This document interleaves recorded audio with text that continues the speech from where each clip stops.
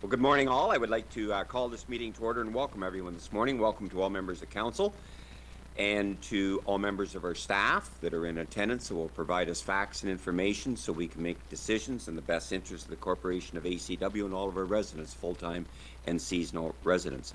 Welcome also to all members of the public that are joining us this morning and the media who may be in attendance. Meetings of council are live streamed on the Township's official website in accordance with the live streaming and virtual participation of meetings policy. Do any members of council have a pecuniary interest or general nature thereof to indicate at this time of any agenda item that we have today?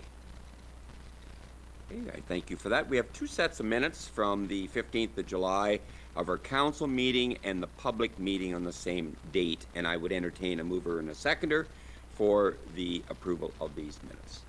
And that is Councillor Hickey and Forrester, that Ashfield-Colborne-Wawanosh Township Council hereby adopt the minutes as provided in items 3.1 and 3.2.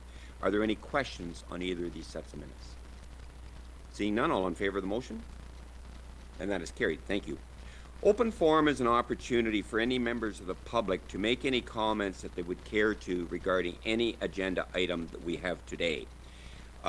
Comments will be limited to 5 minutes. The timer will go off at 4 minutes 30 seconds by our very capable deputy clerk. And if there are any members of the public that would like to make any comments at this time regarding any agenda item, please go to the microphone, indicate your first and last name and the agenda item that you're addressing, please. Please.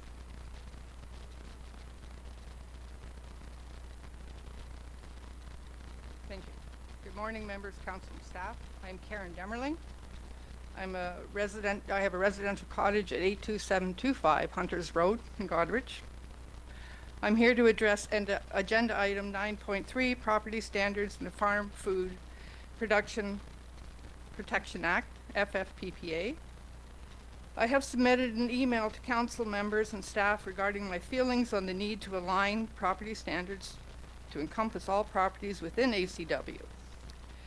Historically, rural properties and rural communities were governed by owners themselves and neighbors for disputes that need to be resolved, which no agreements could be made. An outside party was involved, the municipality, the mayor, and maybe the police. An agreement was made, a handshake was had, and people moved on.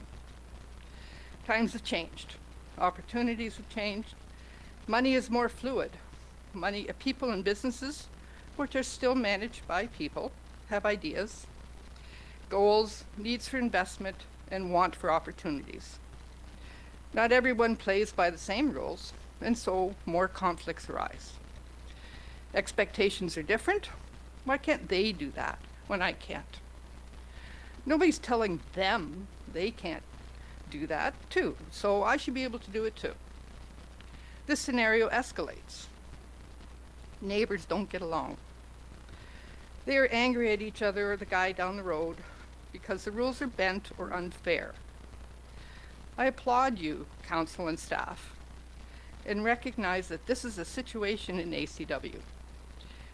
It takes a while to see a problem, understand a problem, and come up with a fair and manageable solution. The council report, as included in the agenda package for today, is a great step forward. There will be challenges along the way, and with patience and communication, they will be resolved. The world that we grew up with and knew is changing every day. Neighbors are not the cousin of the family 3 roads over, but new people in our country and in our community, wanting a piece of the rural setting that ACW has to offer. Let's use the tools that are available and the support of the FFPPA that the province has in place. We cannot replace the land that we have beneath us. We need to work with what we have and to protect the land the best way we can. This is a step forward to make ACW a pleasant, enjoyable place to live, to work, to play, or just have a nice, enjoyable drive through. We enjoy our community and want our legacy to be that our family, for generations ahead, can enjoy it too and feel good about coming to the cottage and to the lake. Thank you. Thank you very much for your comments. Is there anyone else, members of the public, that would like to make any comments? And if you would care to, please indicate your first and last name and your agenda item that you would like to address, please. I have copies of my submission. I have copies of my submission from members of council. Just set them on the end of the desk, please. Thank you. Mayor Glenn and members of council, great to be here. I am 42 years of being on the other side of the table. This is an interesting experience being on this side. So thanks for the opportunity to speak very quickly. I'm here. I'm out by we're seasonal cottage owners at just off Zion Road on Gibson Drive near the Township Park. I'm here this morning to respectfully request that the recommendation of Township staff. And, would you please indicate your first and last name for us? Sorry, Ken Sealing. Thank you. Seiling. Thank you. And the agenda item? It is 12D, I think. It's the stopping up and closing a portion of the road, Zion Road. Maybe 12.6? Maybe it might. When I print off the agenda, I print it one page too short, so I don't know the exact number. Okay, thank you. Road closure, Ashfield Park? Yes. Thank you. Please continue. So I'm here to respectfully request that the recommendation of Township staff to stop up and close a portion of Zion Road in the Ashfield Township Park be deferred to allow for further consultation and discussion with the property owners on Gibson Drive. It came as a surprise when someone not in our group spotted the proposal to close and stop up part of the roadway on Friday. None of those affected property owners were even aware that this was coming up for discussion, and there was no notice to anyone that this was happening. The report suggests that these property owners don't have a need for vehicular access as they have access from Gibson Drive. This is not true, in that because of the steep hill embankment, there is absolutely no vehicular access from Gibson Drive. The lots were created in the 1940s, and since their creation, vehicular access has always been down Zion Road and across the beach, to the back end of the beach. This area is somewhat unique in that there are no crown lands, and the original crown patent provides right-of-way across the beach, something that I believe applies to both the township beach and our properties on lot 38 or 39, I forget the exact number. To suggest that we have full access is a bit misleading. Our cottage is 100 steps down to the cottage, and all our variations on that. Our group of cottage owners depends on access for a number of things. At least 4 sewage systems need pumping and or repairs from time to time. Work on wells happens from time to time. Renovation and or construction requires access. Emergency service access is required, particularly EMS. Just recently, 2 ambulances were called to the Ashfield Beach as a result of an accident. Accessibility issues require that some people need rides up and down or the ability to bring in supplies, usually by gator or some similar vehicle. Some owners have tractors or other small vehicles to launch boats or other water vehicles, which from time to time need to go up and down the hill road. For almost 80 years, the property owners have had the ability to have vehicular access to their properties. There is simply no alternative. The issue with parking became more significant post-COVID with the growing popularity of the beach. Over the past few years, I've attempted to work with the township staff to address access issues on the hill. I suggested parking restrictions on the road down to the beach and the pinch point at the bottom so that there was accessibility on the hill road. In 2023, the hill road was finally posted, but there was no enforcement provided. In the fall of that year, I reported that the sign on the northwest side was on the beach, but it was not retrieved. And last year, until a few weeks ago, there was no sign, so that cars often pinched the access at the lower lot for lack of signage. I should say that none of us, to my knowledge, have an issue with the lower lot parking, but only the pinching and narrowing of the hill roadway. It has been suggested that the township cannot provide bylaw enforcement. No one has ever asked for daily enforcement. If there was some measure of enforcement from time to time, many would think twice about parking. It is clear that the majority of beachgoers are from the area, especially younger families and young people. Because they know there is no enforcement, the word is out they can ignore parking signs. Incidentally, since the new signage went up, suggesting parking on the top, many of the non-local people seem to be doing just that.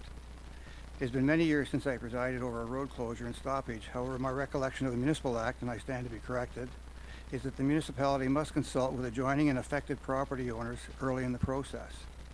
My request is this recommendation be deferred and that the discussion take place with the affected property owners to find a resolution which provides ongoing vehicular access to the 10 property owners. We pay our taxes, ask little of the township, and simply ask that we be consulted when we are being impacted by actions of the township. We don't believe that you can unilaterally remove our access, and we would like to talk further with you to best achieve the best results for all of our interests. Thanks for the opportunity to speak to you. Thank you very much. Perhaps we'll see some of you at AMO. Thank you.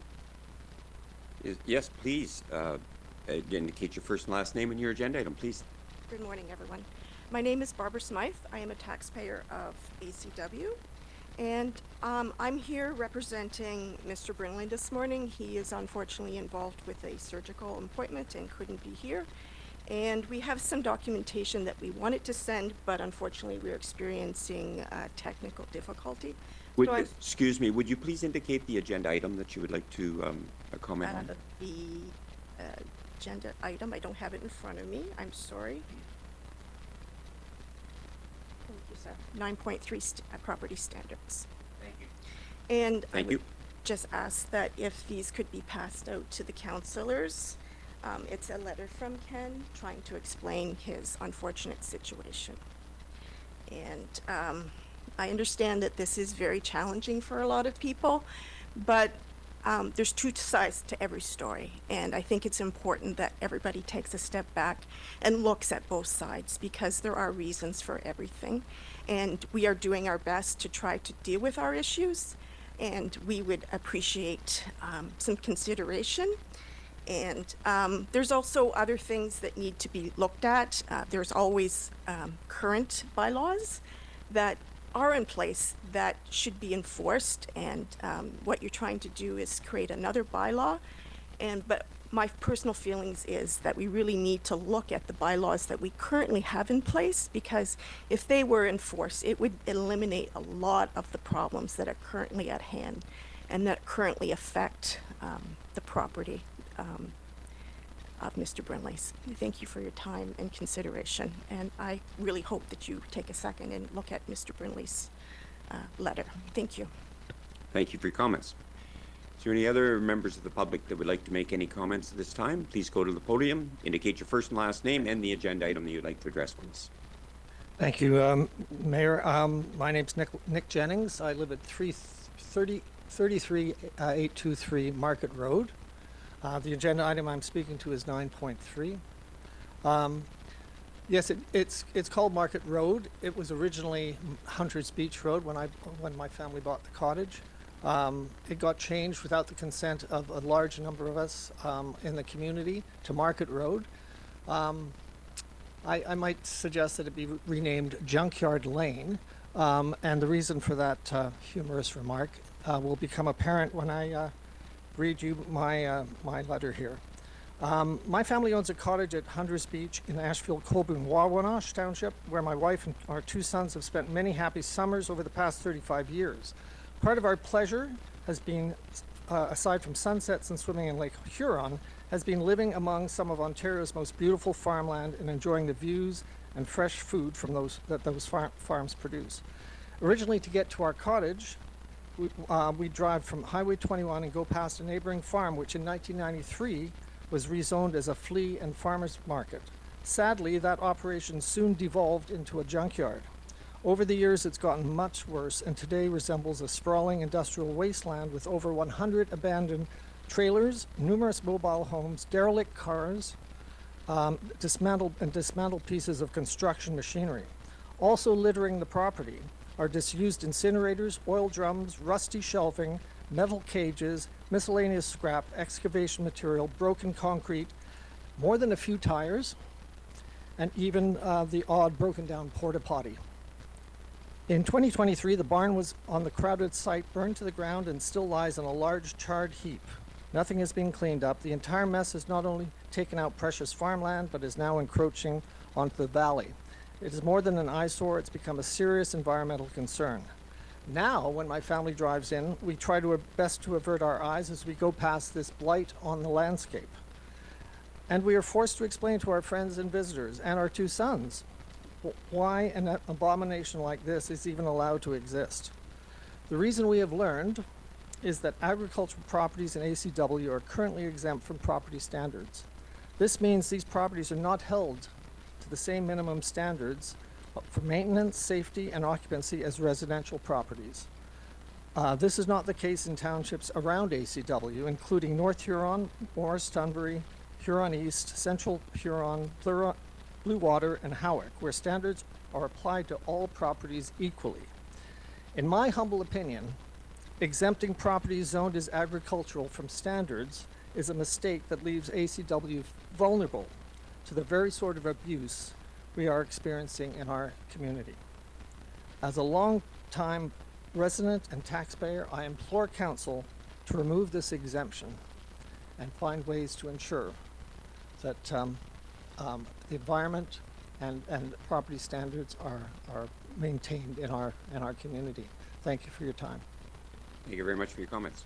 And I'd like this mine to be put on the record, public record. Thank you. Thank you. Is there any other members of the public that would care to make any comments? Deb, please go to the podium, first and last name and the agenda items, please.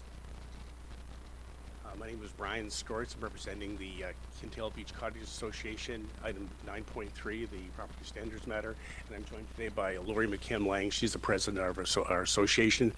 Just want to very briefly say that I've read the report. It's a good piece of work. Congratulations to your staff for synthesizing what is a very complex issue into a very clear report. And the recommendation is very solid. So I'm just here to encourage council to move forward and accept that the report and the recommendation and deal with the issue. Thank you very much. Thank you very much for your comments.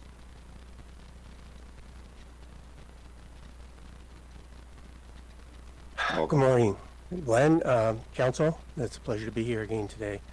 I'd like to address the property standards proposed changes. And first I have a prepared statement. And your name, first and I'm last Daryl name. Mitchell. I live at 33824 Market Road, and my wife Christine and I are ratepayers of the township. And the agenda item again is? It's 9.3. Sorry, Thank I'm not you. good with, some days I'm not good with numbers. First, let me thank you for bringing forward this important proposed change to our property standards bylaw. By considering the inclusion of the Ontario's Farm and Food Protection Act of 1998, our province's Right to Farm Act, you're demonstrating leadership, vision, and respect for both the agricultural heritage and the needs of the residents in ACW. Why the change and why it matters? For too long, our bylaw exempted agriculturally zoned lands from the standards that apply elsewhere in the township. This means that over 90% of ACW's lands are outside the enforceable property standards. By including agricultural properties under the bylaw, while protecting the legitimate right to farm practices under the provincial law, we can. Number one, ensure fairness, so all property owners, regardless of zoning, are treated equitably. Number two, align municipal rules and provincial legislation, ensuring farmers can continue to farm under normal practices without interference.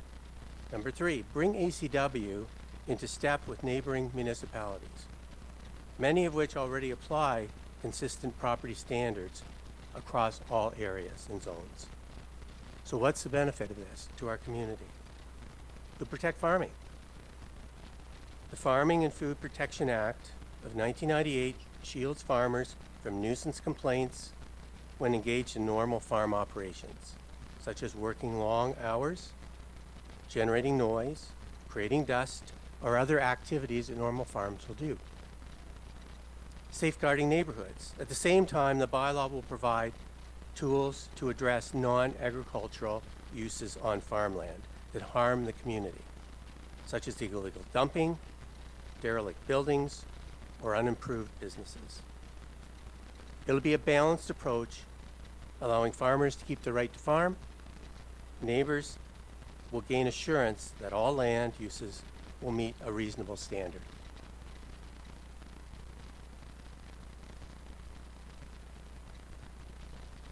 The current gap. Right now, when complaints arise about exempt agricultural properties, they're not counted or they're not acted upon because they're not part of the bylaw. This gives a false impression that problems don't exist. Yet, if the same issue occurs on residential or commercial properties, it is dealt with almost immediately. This is not equitable and it can erode trust in municipal governance. Passing this amendment closes the gap. It ensures consistent enforcement. It improves transparency and builds confidence among residents that the municipality is acting fairly for all. If we look ahead, passing this bylaw is not just about compliance, it's about community building. It says to our farmers, we respect and protect your right to farm. And it says to all residents, your concerns matter equitably, no matter where you live. It positions ACW as a forward-thinking rural community ready for the reality of 2025, while preserving the values that define us. In closing, I urge you to pass the amendment. It honors our agricultural heritage. It strengthens fairness across the township and aligns ACW with provincial law and regional best practices. This is an opportunity to lead and to make our community stronger for years to come. Thank you for your time, and thank you for bringing this important amendment forward. Thank you for your comments. Is there any other members of the public that would care to make any comments at this time? Sure.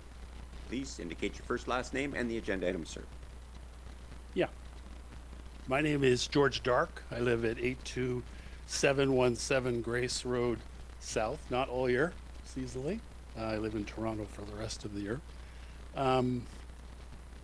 93 or 9.3, the property standards. I want to read you something. The township's current property standards bylaw includes exemptions for lands zoned agriculture, which is AG1, AG3, AG4, under the zoning bylaw.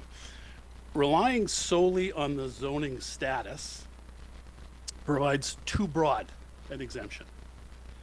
While the original exemptions were probably well-intended, the township's bylaw currently provides broad exclusions to agricultural properties, potentially, and I'm going to change this to actually, shielding properties that may be neglected or pose hazards, which are not really engaged in legitimate farming activity or engaged in practices not protected by the FFPPA.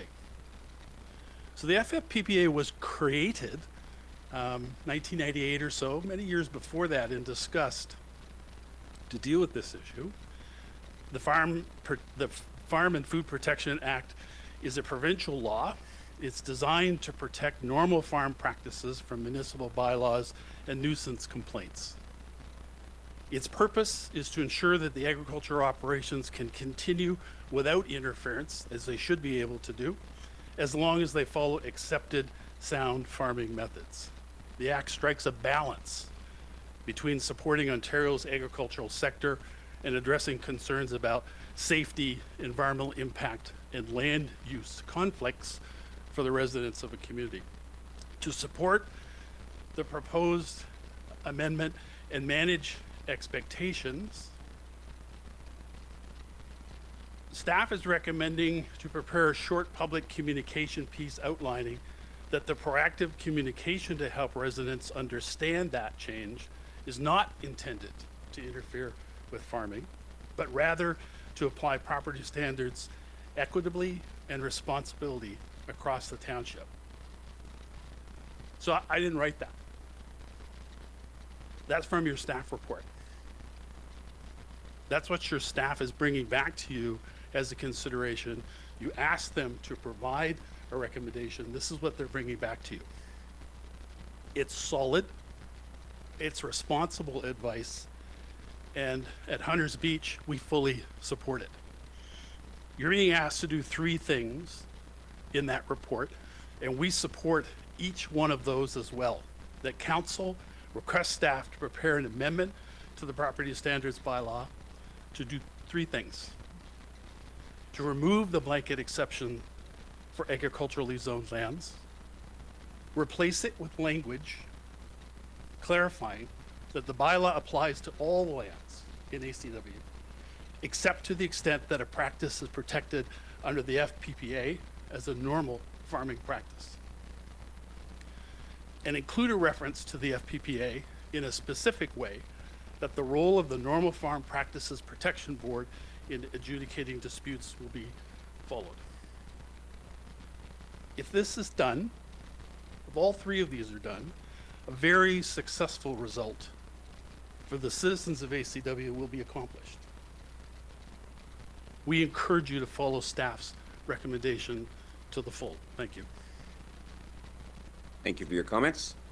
Is there any other members of the public that would care to make any comments regarding any agenda item that we have today? Seeing none. Okay, thank you very much to all members of the public for your comments.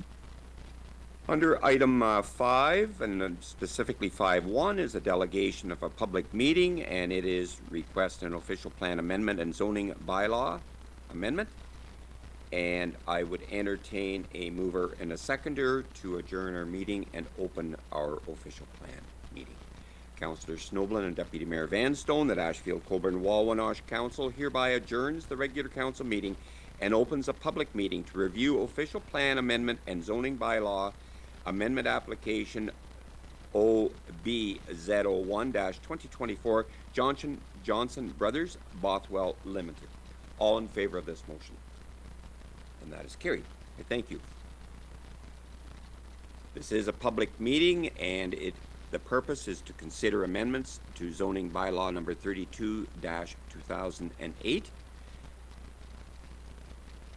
Meetings of council are live streamed on the Township's official website in accordance with the live streaming and virtual participation of meetings policy.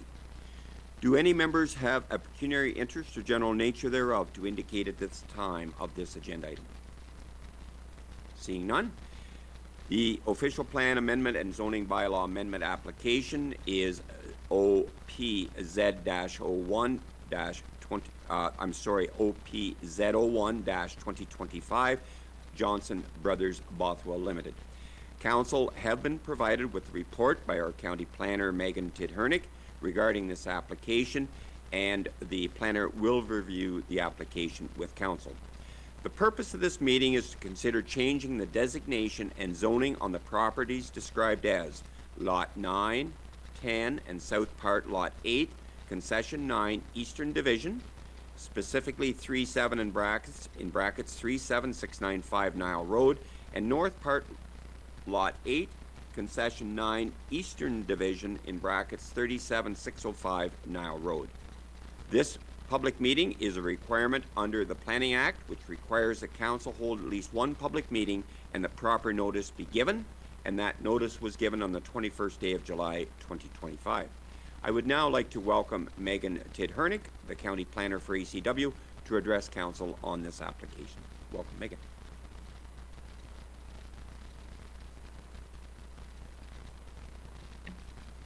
Good morning, Council. Just 1 second while I get my report presentation going.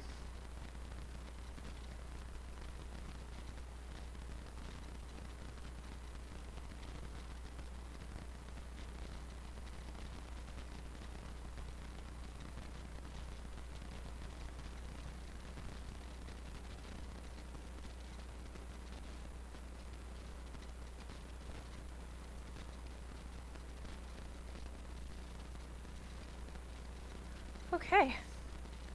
Good morning, Mayor and members of Council. Today we have an application for an official plan amendment as well as a corresponding zoning bylaw amendment to allow for the expansion of an existing gravel pit. So here we have an aerial photo from 2020 of what we call the Cunningham pit that is owned by the Johnson family. The main entrance to the pit is off of Blythe Road, with a secondary, less used access onto Nile Road. The current pit operates under 3 different licenses currently. The 2 original licenses were granted in the 60s under a previous owner. The current owners have been operating the pit since the 70s, and a 3rd license was granted in 2015 for an expansion to the pit. The current extraction area is approximately 258 acres.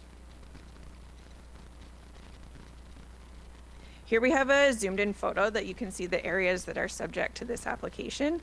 So we have area 1 and area 2, and they will have a combined extraction area of an additional 54.6 acres. The expansion would be for above water table extraction of sand and gravel with an annual tonnage of 300,000 tons. Here you can see the official plan designation amendment. They are seeking to change the existing natural environment designation to extractive resources in Area 1, and that is the southern portion that you see here. In Area 2, the proposed change is for a portion of the property to go from agriculture to extractive, while recognizing that there is a residence in this corner up here, and that was previously designated extractive. So we're going to change that to agriculture to recognize that use, and that there will be no extraction taking place in the vicinity of the house, but we just want to make sure that is acknowledged. Further test pitting was done to determine that the resource spans into the previously designated agriculture area. So this is kind of to the northeast or northwest of the currently designated extractive area. So then, to correspond with the official plan amendment, we have the zoning changes that would apply. So the application proposes to change the zoning from natural environment, or NE1, to extractive resources, which is ER1 in our zoning. It proposes to change the zoning for Area 2 from AG1-24, which is general agriculture with a special zone on it. That special zone was to acknowledge that this area, the lot size was smaller than a typical AG1 property, and it also provided direction on previous nutrient management units, so how many animals were allowed to be on that property. So we are proposing to change that. This proposed change would go from the AG1-24 to ER1. Here you can see a bird's eye view. This was taken from Papal Aviation. This was on their Facebook page. And I wanted to include this photo because there have been changes to the landscape since the 2020 aerial photo that I showed in my previous slide. This photo is from August of 2024, and you can see Area 1 and Area 2 kind of in the foreground, and Blythe Road kind of off in the distance there. So as you saw in the previous slide, a portion of Area 1 was designated, or currently is still designated, natural environment. So the trees were removed in 2021. A subsequent replanting plan was created to acknowledge the loss of the habitat as well as the forested area. So the location of the replanting area is directly across Nile Road on an adjacent property. MVCA owns the property that you see to the west here. They have done significant planting in that open field area. The area outlined in yellow has already been replanted with the benefit of MNRF reviewing these plantings. The area is adjacent to the Saratoga Swamp here in the eastern section. This is a provincially significant wetland, so the proposed area to be planted will enhance the natural features that have been planted by MVCA, as well as the existing wetland features. So we often ask, what is the landscape going to look like after rehabilitation or after extraction has been exhausted? From the aggregate resources license, which Melanie Horton, the Johnson's planner, will be speaking more about in her presentation. But we know that there will be an extensive restoration planned, and that is approved by MNRF. And due to there being multiple rehabilitation plans for 3 different licenses, I kind of took a stab at what it's going to look like at the end of it all. So the blue outline with the hatching is all going to be pond area. And then the orange, which is what this application is speaking to, will be rehabilitated to agriculture. There have been portions that have been rehabilitated already. So we do have this pond that you see on the landscape right now, that has been rehabilitated, so the side slopes are significantly less steep. We have also seen some grapes planted along the sides. And I believe Melanie will be speaking more to the overall restoration plan in her presentation as well.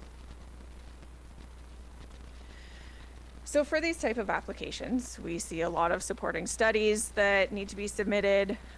We looked at archaeology, hydrogeology, noise impact studies, natural environment assessments, the woodland compensation plan, the Aggregate Resources Act, and that's part of the site plan that is approved by MNRF, as well as a planning justification report.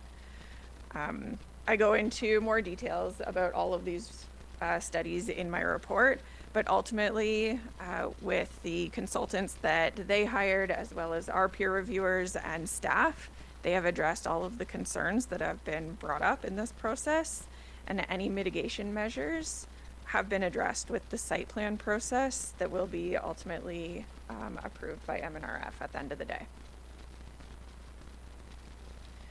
So during the circulation period, we did not receive any comments from neighboring properties, and there were no comments received from agencies at the time of circulation. So most of our agencies did provide input into the peer review process, so they didn't have any additional comments other than the ones that were already provided. So for any application, we do have legislation and policies that we look at, and we want to make sure that these proposals are consistent with the direction of the province, with the county, with the township. So in my report, I outlined all the applicable policies for gravel extraction. In summary, the proposed amendments meet the objectives of the planning policies. The amendment has regard for planning provincial interests. They are consistent with the provincial planning statement, the Huron County official plan, and as well as the ACW official plan. So given that, it is recommended that the proposed amendment to the ACW official plan be adopted and forwarded to the County of Huron for approval, and that the associated zoning bylaw amendment be approved. Thank you. Okay, thank you very much, Megan, for your comments. As this is a public meeting, I will now call on the applicant and or agent if they would care to make any comments on this application at this time. Thank you. Good morning, Mayor McNeil, council, staff, and members of the public. Hopefully you can hear me okay. My name is Melanie Horton. I'm from Escher Planning, and I'd like to thank Megan for the very thorough overview of the application, and of course for all her assistance during the review process. Also in the audience this morning, there in council chambers, Eugene and Jesse O'Neill, I believe, are there, just on hand to answer any questions that may come up. And this morning I have my third year university planning student intern, Patrick Onorati, with me. And if you'd allow him to share, I think he's got the ability to share a screen. So Patrick's going to do just a short presentation, mainly on the Aggregate Resources Act process, so we don't duplicate the information Megan's already provided to you. So Patrick, you have the floor. Good morning, Mayor, members of council and staff. My name is Patrick Onorati. I'm with Escher Planning. If I can share my screen, I can begin the presentation.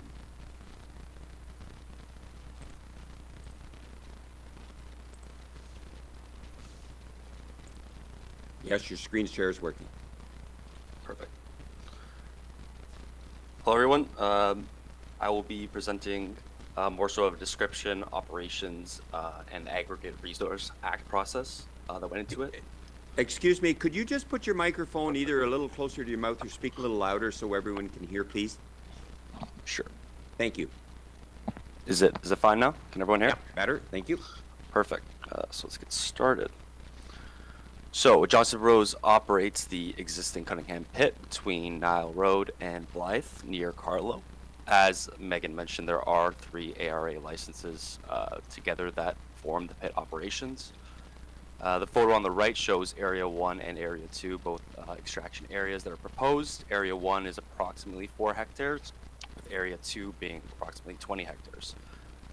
Area 2 property has a residence which is just outside the area of extraction, so there shouldn't be any issues there. Excuse me, is there any way you can make your, expand your slides so it's more visual to everyone? Make it Go larger. full screen, Pat?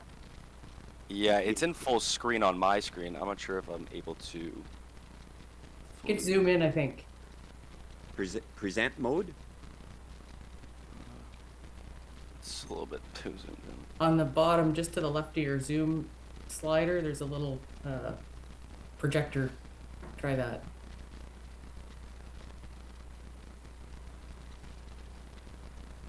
Right on the very bottom toolbar. To the right side there. Is it the 3 dots? No, go to the right side of the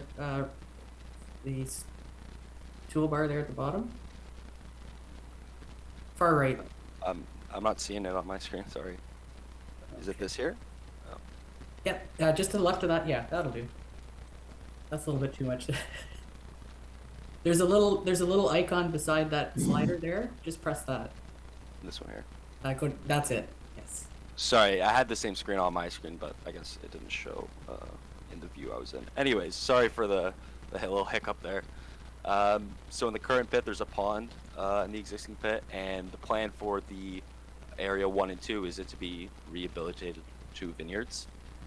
It's also important to note that the aggregate resource inventory paper for Huron County, which is ARIP 177, has designated the area as an area of primary significance. So extraction would be above the water table, with rehabilitation to agriculture being the final after use. The final elevation would be between 1.5 to 2.0 meters above the high water table. And the depth of resource is approximately 8 meters, with estimated reserves being around 2.3 million tons. As Megan mentioned also earlier, the annual tonnage limit would be 300,000 tons. And material will be processed and shipped through the existing pit entrances onto Blythe Road and Nile Road. So the Aggregate Resource Act process includes a notice and consultation, which is separate from the Planning Act process. As part of that application, there was a notice letter sent to neighboring landowners, review agencies, and First Nation communities. A public information session was held in February of 2024, and there were no public objections received to the Aggregate Resource Act process. And I'd also like to play a short video which will show the rehabilitation afterwards. Just let me know if you can't hear it or if there's any issues with the video. Thank you, Patrick. And while you're getting the video there, this is a video that Johnston Brothers have put together highlighting the rehabilitation. So as some of you may know, there's the side slope has been planted with vineyards. I think there are 5 varieties of grapes, and they've been able to produce some excellent wine from the rehabilitated portions of the property. So if you can get that going there, Pat, we can give you a flyover of that. I think it's a longer video, but we'll just play the first minute or two to give you a virtual tour. Is that coming up, Pat? I think you have about 1 minute and 38 seconds left. Okay. Is the video playing? I have it playing on my screen. I'm not sure. No, you have to stop share on the presentation and then reshare the video. Got it.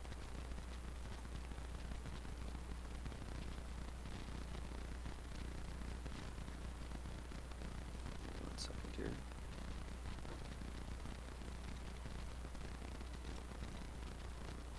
There, that's playing now. So these are the some of the vineyards. There's the house at the front of the property. You can see this is a few years of growth. The video is a bit grainy, but happy to provide the link if you're interested in looking at that. There's the farm property. I did want to mention too that Area 2, which is the larger piece, that's actually Jesse Johnson's farm. So he's very knowledgeable, obviously, about that property.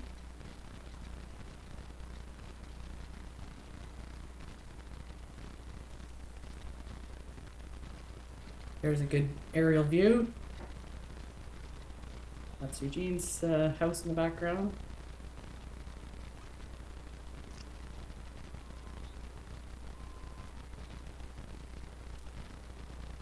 There's a good view of the pit pond to give you a sense of what it's like and some of the grapes.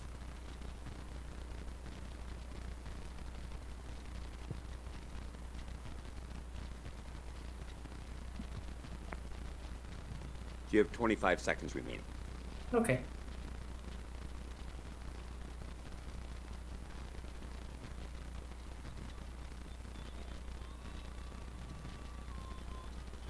I think the video, we'll zoom out a little bit just to give you a broader view.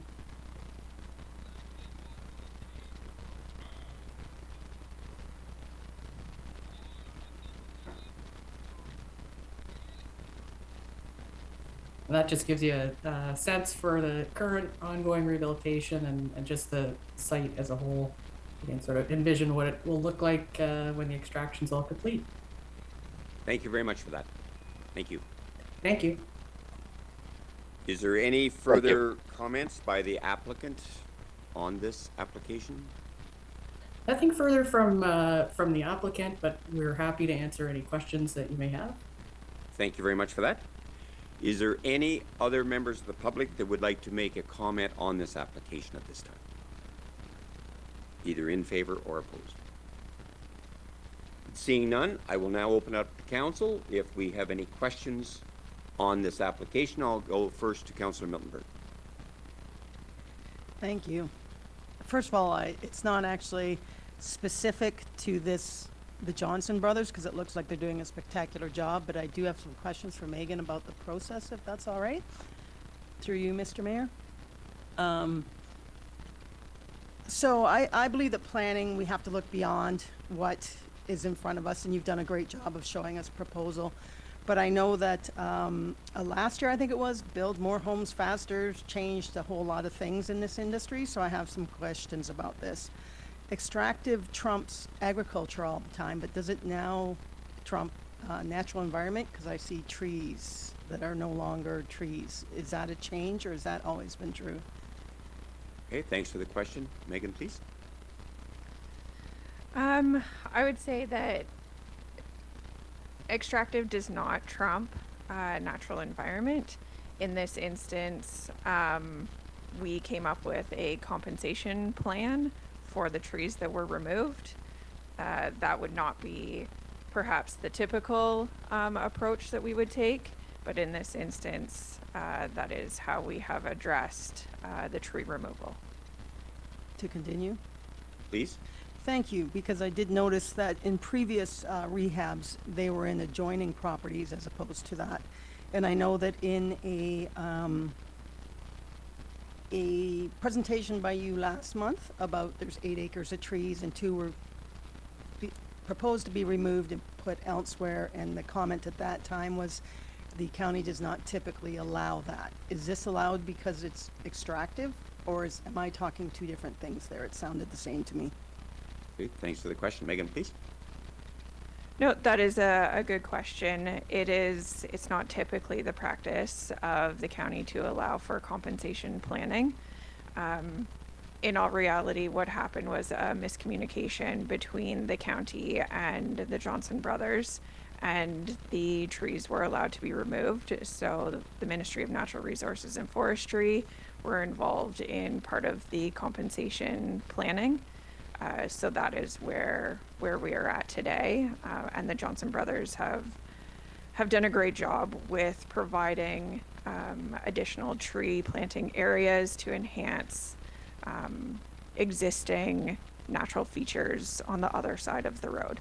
It was an unfortunate incident that occurred, but they have agreed to this compensation plan, and that was kind of how we dealt with that. Okay, a please final continue. question about Yep. that. So I do think the rehab has been going spectacularly over there. As many are aware, we are under constant heat for expanding extractive, and the industry had a report last year which showed what a shambles that industry was in and how they were trying to fix it. And I think moving forward, things are going very well. There are some in the past that are exempt, apparently. So my question is specific to the rehabbing, because I'm not sure it's in their legislation. When you say it's going to be rehabbed, is there a specific timeline? Because that is the complaint about several. They're going to, but there's no timeline. Is there a timeline for this rehab? Thanks for the question. Megan, please. Perhaps Melanie can answer that. That is part of the ARA licensing process. Sure. Thank you, Megan. Melanie, please. Yes, thank you, Mayor, and through you. So the site plans include a rehabilitation page, which shows the phasing of rehabilitation. So for example, as extraction moves into area 2, they would start to restore area 1. You're correct in saying there isn't a timeline, so there isn't a year or a period of months that's associated with the rehab plan. But I would say in this situation, it's a little bit unique, and you can see the care that's gone into the rehab, because you have a situation here where the aggregate operator also owns the land, and in fact lives on the land. So it's there's in their interest to do the restoration as quickly as possible. The farm area in area 2, Jesse would obviously like to restore to farmland so he can have that producing again as early as possible. The ministry will ensure that the site plans are followed, so the sequence of rehabilitation, and for example, there's details about the soil replacement and planting a cover crop to make sure the fields can be productive, but there isn't a timeline. So not sure if that answers your question. I hope that does to a certain extent. Okay, thank you. Please, Councillor Miltenberg. It does and it doesn't. It does, actually, because there is no timeline, and I honestly have no problems with this and the Johnson brothers and their succession planning, but I do believe that we have to look 30 years and what if there's an unexpected change and who's going to do what and who's responsible. And the complaint about the industry in the past when it comes to rehabbing is they leave a couple loads so they're not actually done and then they move over. Is that a danger should all plans go awry and a new owner comes in who's less community conscious than this organization?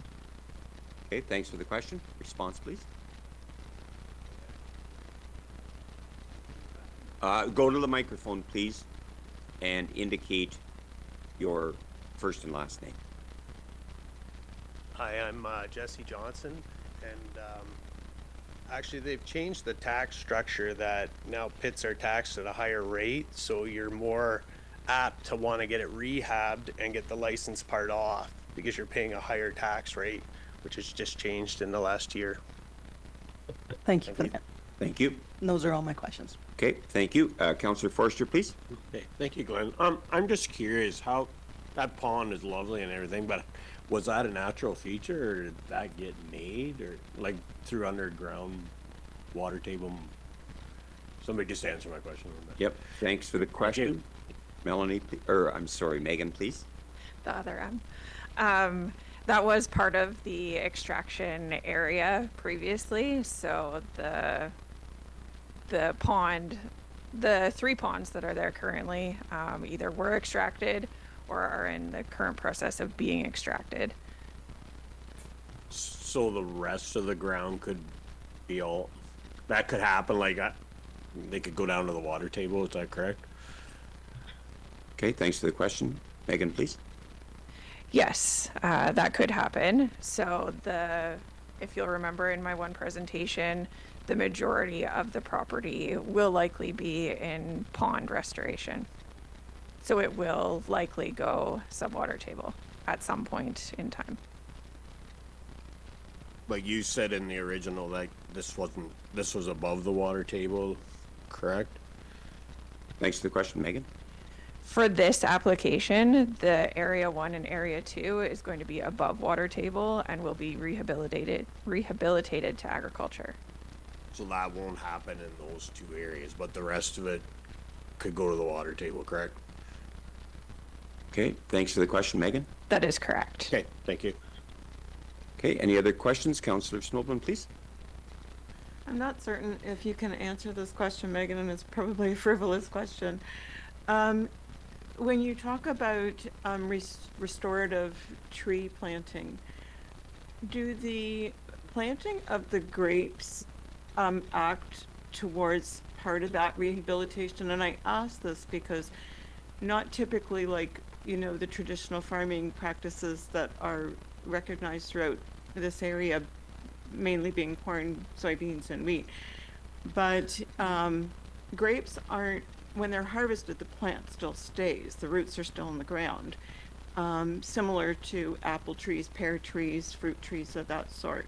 So I don't know if blueberries, that sort of thing, does that act towards part of the rehabilitation in terms of the tree planting? Thanks for the question. Megan, please. So I think there's two components there. The rehabilitation to agriculture, it's not prescriptive on what needs to be planted and what type of crop. But then the compensation for the woodland planting, that had to be trees that were approved by, you know, in conjunction with the consultants. So that portion had to be treed. Yeah. Okay, thank you. You're good with that? Any additional questions or comments from council? Seeing none, I thank you, Megan, for that. And if a person, I would like to indicate that if a person or public body that files an appeal of a decision of ACW Township in respect to the proposed amendments, but does not make written or oral submissions before the proposed amendments are adopted, the Ontario Land Tribunal, in brackets OLT, may dismiss all or part of the appeal. It is the recommendation of our county planner that the proposed amendment be approved for ACW official plan, in brackets OPA number 14, be adopted and forwarded to the County of Huron for approval, and the associated zoning bylaw amendment, in brackets OPZ01-2025, be approved. I will ask for a show of hands of council if we are in support of this. And that is supported by council. Thank you. Megan, what would you suggest for us for the effect of public and agency comments on this decision? Please.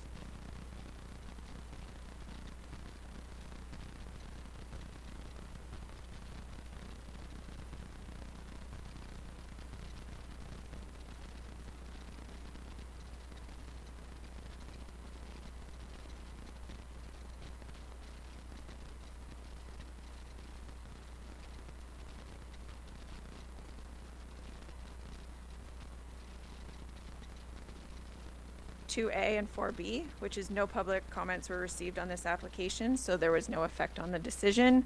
And 4B, comments were received from agencies during the peer review process, and the comments were addressed through conditions on the site plan.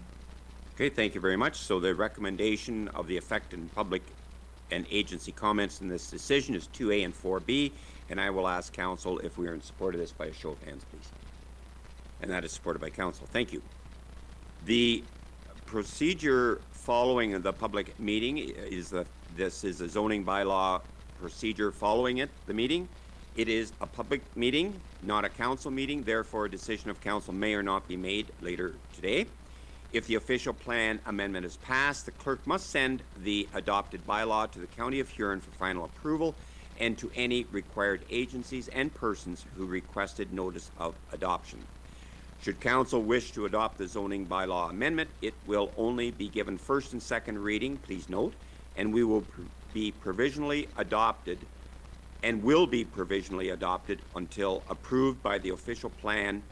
Amendment has been approved by both Township Council and County Council. Then the third and final reading will be given for consideration. If the zoning bylaw amendment is passed, the clerk must send notice of the passing of the bylaw to all required agencies and to any person or public body that has requested it. There is a 20-day objection period from the time notice of passing has been sent, where submissions will be received by the clerk. If an objection is received, an appeal is lodged before the Ontario Land Tribunal, in brackets OLT, and the municipality no longer has jurisdiction of the file and or processing time. You may only file an appeal if you have submitted oral or written comments prior to the decision of council. The fee for filing an appeal is $1,100, payable by certified check or money order in Canadian funds, made out to the Minister of Finance and must be accompanied by appellant form in brackets A1. If council does not pass the bylaw, the applicant may appeal to the OLT. If the bylaw is passed and no objections are received within the 20-day appeal period, the clerk will certify that the bylaw is in force and effect as of the date of its passing, and notice is forwarded to the planning department and to the applicant. I would like to thank all the presenters involved with this application for the knowledge of council. With that, I would entertain a mover and a seconder to close our public meeting. And that is Councillor Blake and Forrester. All in favor of this motion. And that is carried. Thank you.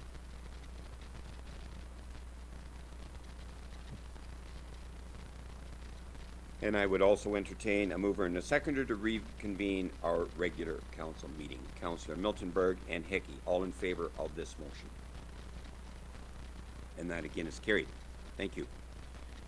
Brings us to 5.2, and it is my understanding, and I will ask Megan for confirmation, that this application has been withdrawn. Megan, would you please indicate if that is correct or not? Good morning, that is correct. The applicant has withdrawn the minor variance application that we were going to hear today. Thank you for that. That brings us to 5.3. And it is a pleasure for me to welcome Phil Beard from the Maitland Valley Conservation Authority to address council on the MVCA agreement for services and the programs. And I believe that also Councillor Hickey will be involved in this presentation. So welcome, Phil and Councillor Hickey. Okay, just wait for the presentation to come up.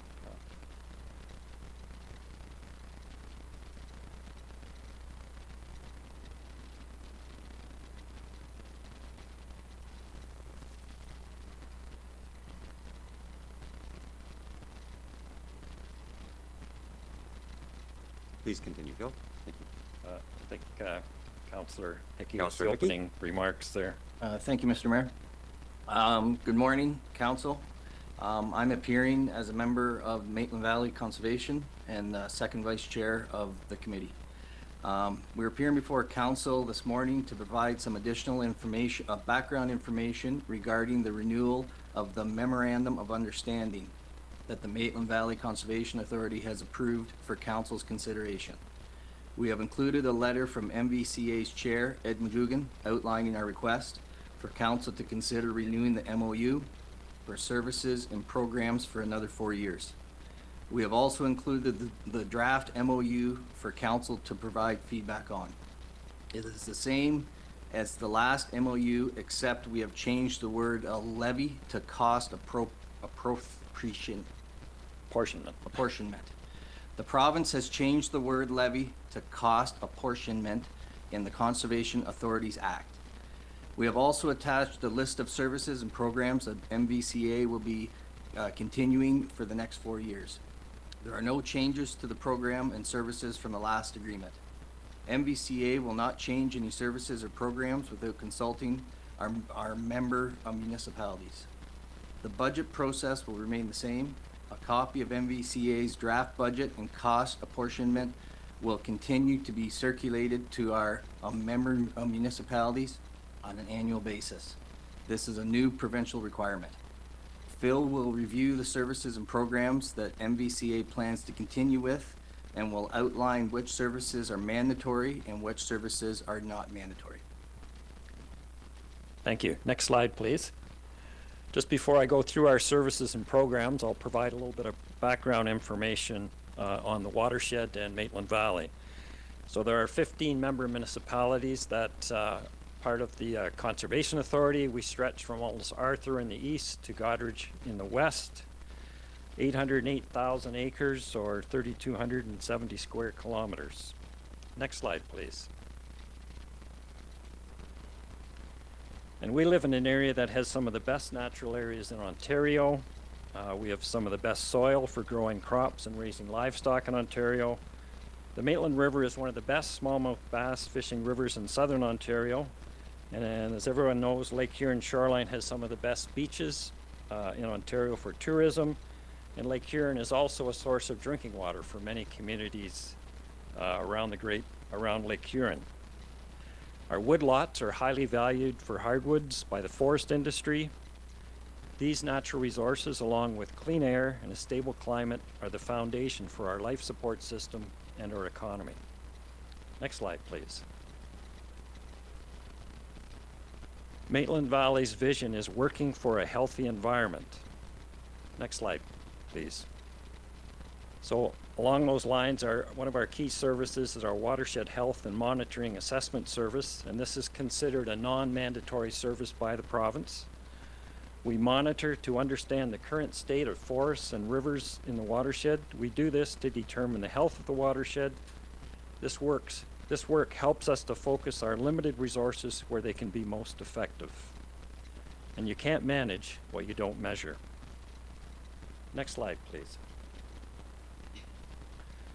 Our watershed stewardship services are also considered a non-mandatory service by the province.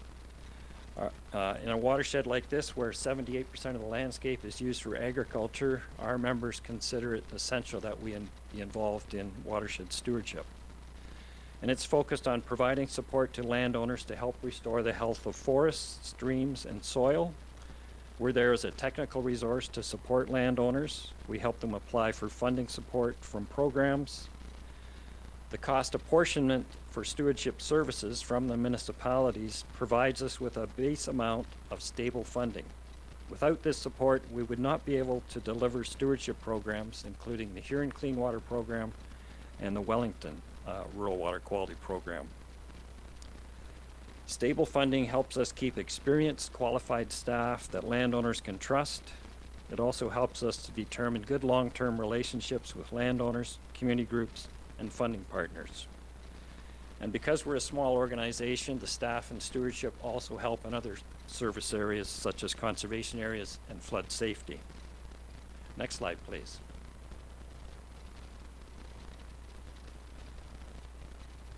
Some of the key stewardship systems that we're promoting and working with farmers on are cover crops, stream buffers, and stormwater management. Next slide, please. The only Category 2 service, which is a service we provide through agreement, is the Huron Clean Water Project that's funded by the County of Huron. Our staff assists landowners and community groups with applications, present projects to the county's review committee.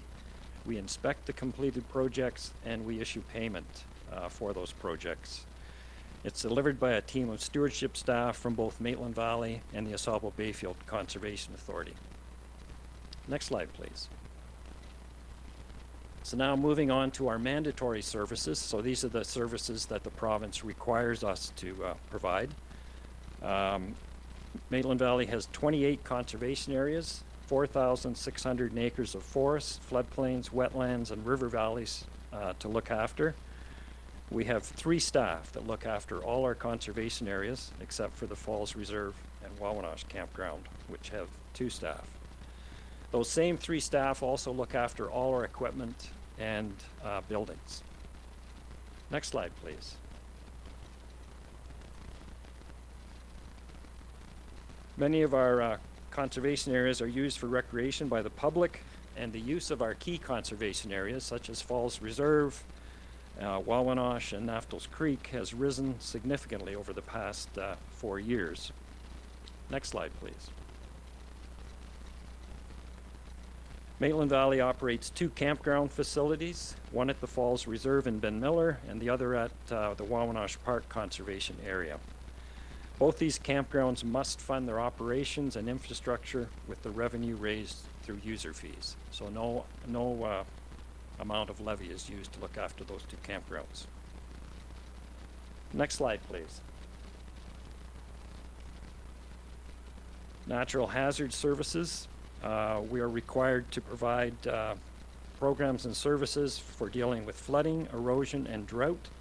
The key services are flood monitoring and emergency response, providing natural hazard planning support to municipalities, assisting municipalities to obtain funding to keep floodplain mapping up to date and shoreline erosion mapping up to date, reviewing development in floodplains, river valleys, and wetlands, and along the Lake Huron shoreline. And we also have to work with North Perth and Town of Goderich to look after the flood control structure in Listowel and the Goderich erosion project in Goderich. Next slide, please. Over the past 25 years, we've had to change our flood monitoring system to focus more on intense rainfall events than the spring snowmelt. We have over $500,000 worth of equipment in the field. The flood forecast system must be monitored 7 days a week, all year round, for potential flood events that may cause flooding. Next slide, please. And last but not least, drinking water source protection is a mandatory program that focuses on helping municipalities to safeguard the area around their wellheads and intake protection zones. This program is currently funded 100% by the Ministry of Environment, Conservation and Parks. And I'll now turn it over to Councillor Hickey to give some closing remarks. Thank you. Once MVCA has received the comments from all 15 municipalities on the draft agreement stating that they support the agreement, we will circulate the agreement for signing. Thank you for the opportunity to discuss this with Council. We look forward to receiving your feedback and answering any questions that you may have. Thank you. Thank you very much. Do Council have any questions on this? And I will go first to Councillor Miltenberg, please. Thank you for your presentation, Phil and Councillor Hickey. Yeah, all good. I just have a fairly specific question. You talked about programs that were not mandated and some that were, and one of the programs that is not mandated is cover crops. You support cover crops in some way. Watershed Stewardship Services, the staffing to deliver programs that would help landowners adopt stewardship practices. That was just one example, though. Well, that caught my attention because I'm a farmer and I never heard of it until 10 years ago. Now it's a buzzword and people who don't do it are like, why aren't they doing this? So what is your role in that? Well, through the Huron Clean Water Project, our staff work with landowners who want to try some cover cropping, so we can help them get a grant from Huron County to be able to try it. So you don't see that stopping? You're continuing with that even though it's not mandated? As long as the municipalities support Watershed Stewardship Services, we can continue to have the staff to deliver that program. Good answer. Thank you.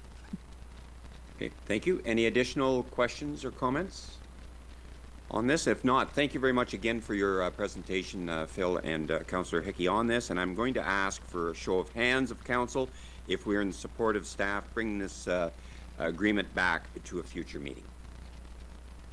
And that is supported by Council. We really support in ACW the efforts of MCVA because we have 50 kilometers of shoreline. It is very, very important as far as not only erosion, the preservation of our shoreline for our residents and all visitors to it. And we appreciate the working relationship that we have with yourself and the MVCA staff. So thank you for your support and thank you for your time. Thank you. Okay, we'll move on to our Treasury Department, and the first is the payment of the current accounts, and I will entertain a mover and a seconder for these. That is Deputy Mayor Vanstone and Councillor Forrester. That Ashfield-Colborne-Wawanosh Township Council hereby authorizes the payments of the August 2025 accounts as presented. Do we have any questions on any of these numbers? Seeing none, all in favor of the motion? And that is carried. Thank you. 6.2 is the payment of the previous month's actual accounts, and I would entertain a mover and a seconder for these, please. Councillor Blake and Miltenberg, that Ashfield-Colborne-Wawanosh Township Council hereby approves the payment of the July 2025 accounts in the amount of $969,057.91. Do we have any questions on any of these lines? Seeing none, all in favor of the motion? And again, that is carried. 6.3 is the summary revenue/expenditure reports, and I would entertain a mover and a seconder for these, please. Councillor Blake and Forrester, that Ashfield-Colborne-Wawanosh Township Council adopts the summary revenue/expenditure reports as written for the Township, Lucknow and District Medical Center, and the Lucknow and District Recreation from January to July of 2025. Are there any questions on any of these numbers?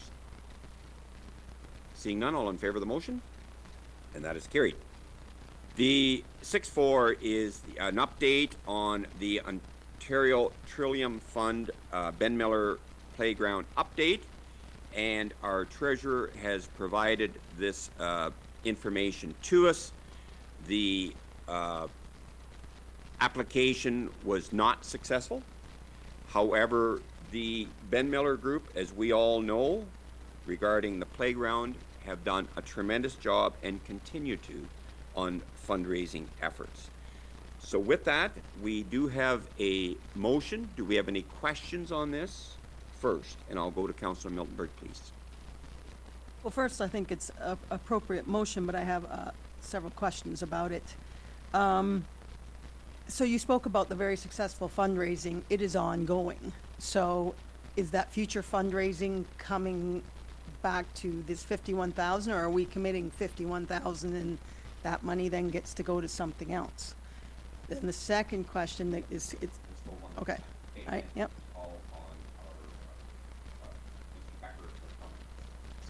So, I'll call on Mr. Becker for a comment at this time. so if they continue to fundraise, that'll go against those total costs, because their effort is towards this playground equipment. Okay. So the second question about that is when the Ben Miller Hall, they came to us for what they called bridge funding, because that hall cost $700,000 and they had a multitude of grants that came out, and I recognize that not all of us were on council, so a little bit of history there. It's 12 years ago or something. And the total cost was $700,000, and we bridge funded them so that they could do it. They got grants. Not all of the grants were successful. They continued to fundraise, but there was a couple $100,000, some number left over. And over the next few years, we forgave that. So is that what we're doing here, or are we just saying we're paying for it? Thanks for the question. CAO, please. The balance is being funded by the budget, because we had an amount in the budget of 210,000. Correct. Was there, sorry, could I ask Mark? Oh, absolutely. So we did have the cost in the budget. Was there a corresponding amount in the budget for money coming in from the grant? No. Okay, thank you. Okay. Any further questions? I'll entertain a mover and a seconder for this playground equipment. Deputy Mayor Vanstone and Councillor Hickey, that council accept the proposal from Blue Imp, in brackets SF Scott Manufacturing Company Limited, in the amount of $123,462 plus HST for the supply and installation of playground equipment, accessible pathways, and barrier fencing at the Ben Miller Community Hall and Ball Diamonds. Any additional questions or comments? All in favor of the motion? And that is supported by council and carried. Thank you very much. And we we really congratulate the Ben Miller Group for what they have done and continue to do in their fundraising efforts. Under planning, 7.1, I am going to call again on Megan Tidhernick for confirmation of deferral of this application. Megan, please. Good morning, Mayor and members of council. So we were going to have an application C29 and C30 in correspondence with the applicant and what has come to light in the circulation. It has been asked to defer the application to allow for further discussions on where the easement, if there is a different or more appropriate location for this easement on the property to be located. Okay, so it has been deferred. That's his recommendation. Thank you very much for that. Okay. Would you like to address 7.2, the delegated consents? It is for information. And I'm sure that Megan can answer any questions that anyone may have on this. And if not, it is for information purposes. Thank you very much, Megan. 8.1 is the Chief Building Officials Report, and our CBO, Joy Lindsay, is here to respond to any questions that anyone may have. And again, it is very consistent with last year, and it is for information purposes. Deputy Mayor Vanstone, please. Thank you, Mr. Mayor. The leaching beds, I see we've got 16 under 2025. Are any of those because of the inspections? Okay, thanks for the question. Joy, please. So as a result of the inspections, no, at this point. There is lots of folks looking at their systems in preparation for their inspection, and there is lots of talks of people moving forward with improvements to make sure they are ready for them. Okay, perfect. Anything else? And if not, under administration, the Economic Development Committee has a vacancy on Joe Bernier's resignation from that committee, and we would like to thank Joe for his input and involvement in that. It is the recommendation that council support the recruitment process to fill the vacancy. Do we have any questions on this? And if not, I'll just ask for a show of hands if we are in support of filling the vacancy. And that is supported by council. Thank you. 9.2 is the 2026 election voting system vendor. And we have been provided a report by our clerk, Florence Witherspoon, on this. And we have previously agreed to proceed in this manner.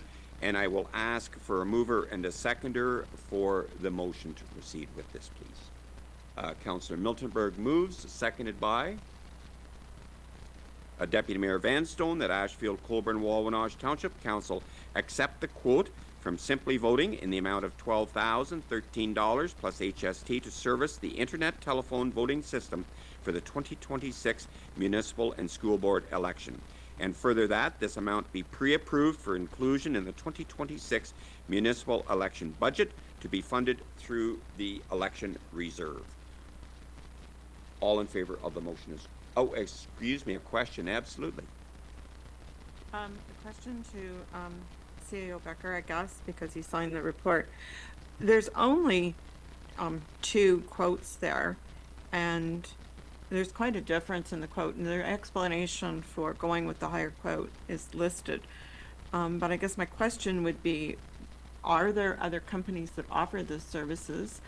Are they in short supply for companies that offer these services? And did we receive, I guess, is there any other way to get more quotes? It's a large difference, I feel. Okay, thanks for the question. CAO, please. Yeah, the difference from last year isn't that much. There may be a difference between the other, is it Sequent that provided a quote, but however, no one's had any experience with them, whether they're good or not. The committee called for, I'm sorry, I'm not privy to all the information because Florence is on the committee, I'm not. The committee as a whole asked for the public for tenders, and these are the 2 they received, and that's where we're at, so. Okay, are you good with that? A follow-up, please? No follow-up, but I do understand that, you know, and I do agree that you should go with the company that offers the, you know, probably the most support, and it's not always about the cheapest, but I guess it just drew my attention because it's quite a difference in cost between Sequent and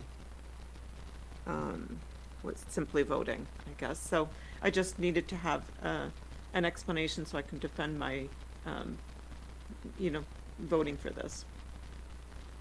Okay. CO, please. Yeah, it says right in the report, while the quote for Simply was not the lowest, the group prioritized the vendor on reliability, the service history, and their evaluation. So they went through evaluation process as well. So, and Simply Voted met the needs. And last time the election was 10,647. This time it's 12,013. Okay, you're good to that, Councillor Snowden? Very good, thank you. Any additional questions or comments? If not, the motion has been moved and seconded and duly read. All in favor of the motion? And that is carried. Thank you. Howbeit we have a break for 6 minutes and resume at 10:30. And so ACW Council is now in recess until 10:30. Thank you.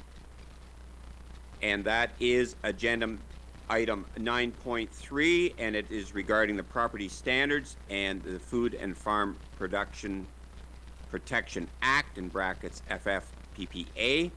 We have had a request of a submission of a letter for consideration prior to discussing this, and I am going to ask council, what is your wish on this? Deputy Mayor Vanstone, please.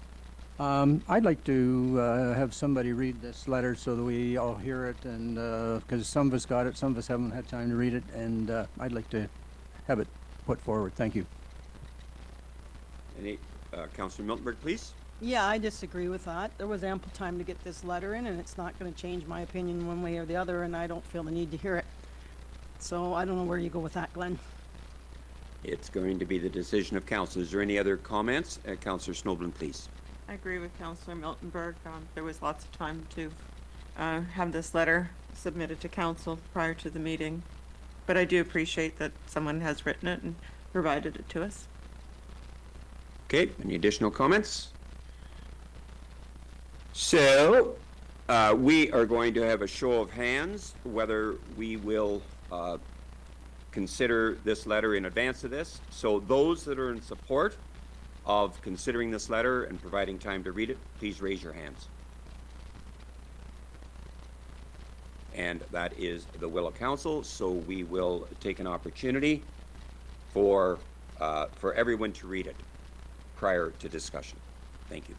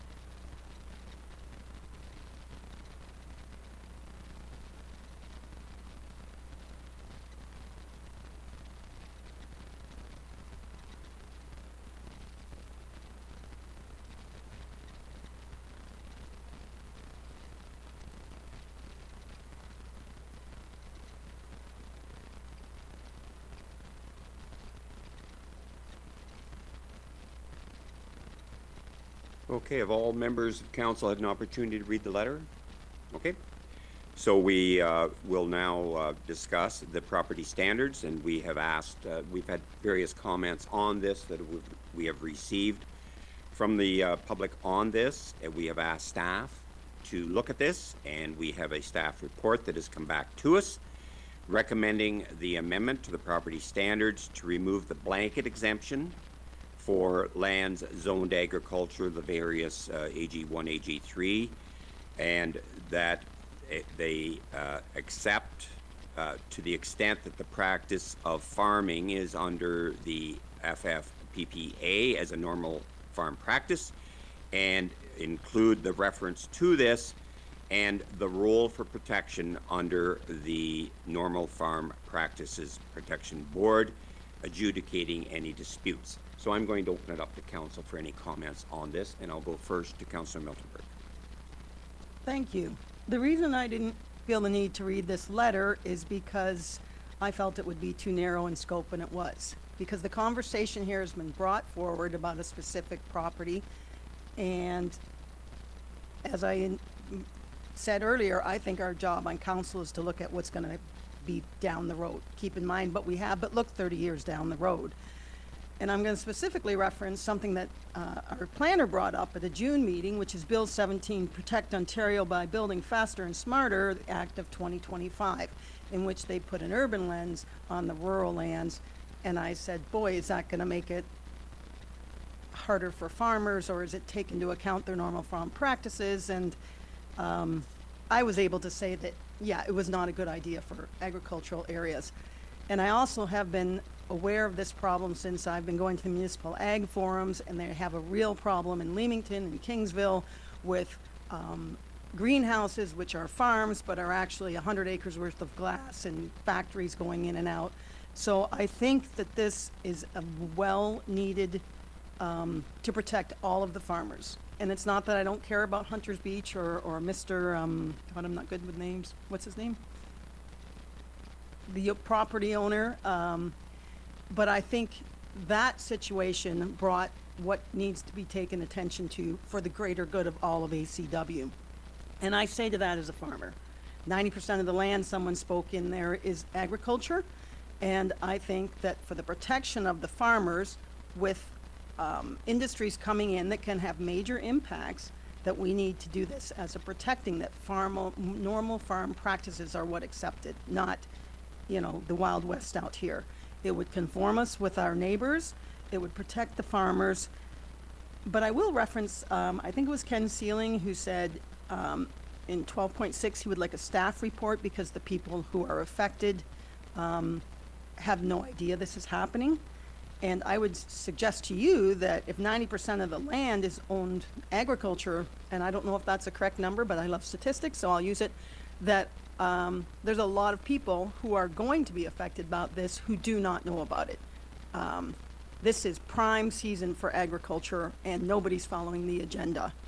I think this needs to happen, but I question the notice that is on here. I think staff has suggested that they will tell the farming people, whatever, put out these are the new things. And I would suggest that I would like to see that come to council first, what they were going to tell people, so that that brings it in September, and then people will be aware that there's going to be this educational piece. We take great pains to make sure that we do anything that will affect our seasonal residents between May and September. And I have a real problem with changing something that has been since the Crown in August, in July, in September is maybe when we're just gonna do it, and no one's even aware of it. So I think it needs to be done. I'm questioning the speed and the process. And again, to the Hunters Beach people, Mr. Brinley, I found his name, I don't think this is about you for me. You have brought it to us, which I appreciate because it's come up several times in the last 12 years. But it's, to me, it's not about you. It's about the big picture here, and this needs to happen. Thank you. Okay, thanks for your comments. Any other comments from other members of council or any questions on this? Councillor Forrester, please. Okay, thank you, Glenn. I totally agree with this too. The only phone call I got was from a farmer in planting season, you name it, there's stuff sitting around, but we usually look after it. But if you're not farming, I think you should have to conform to everything, the standards of a residential property as far as I'm concerned. Thank you. Yes, and just to cite, there is protection for normal farming practices with this that is being brought forward. Deputy Mayor, please. So with Jennifer's suggestions there, so this wouldn't be passed today, or it'll either be passed or defeated, right? Or you could bring up something that to delay it on down the road so there's information can go out to our ratepayers and whatnot. I'm just looking for some clarification on that. Okay, thank you for that. Councillor, I'll ask our CAO, please, for a comment. So today's discussion is, as in the recommendation, request staff to prepare an amendment to the property standards bylaw. But however, the communication part of it that Councillor Miltenberg referred to, we would bring that communication back for council to take a look at the communication that's going to go out and let that take its place, or Florence would bring that back, the clerk would bring that back to a future meeting. And I think that's important as well, so everyone knows what's going on and not blindsided by this. And then if council's okay with the communications going out, we would go ahead and do so. And then if council's still supporting this type of bylaw, then we would pass it at a future date after the communication's gone out. Yeah, okay, thank you for that. Is that clarification, Deputy Mayor? So, so as of today, if this passed, then all they would be doing is asking the staff to, because the way I read it here, that this is changing it as of right now, which I don't want it changed right now. I would like to see it changed later if it is going to be changed. Because, as you say, if we're 90% agriculture and 80% of them don't know about this, there's going to be some really misunderstandings going on. So I don't want this, I can't pass this today as it is. So thank you.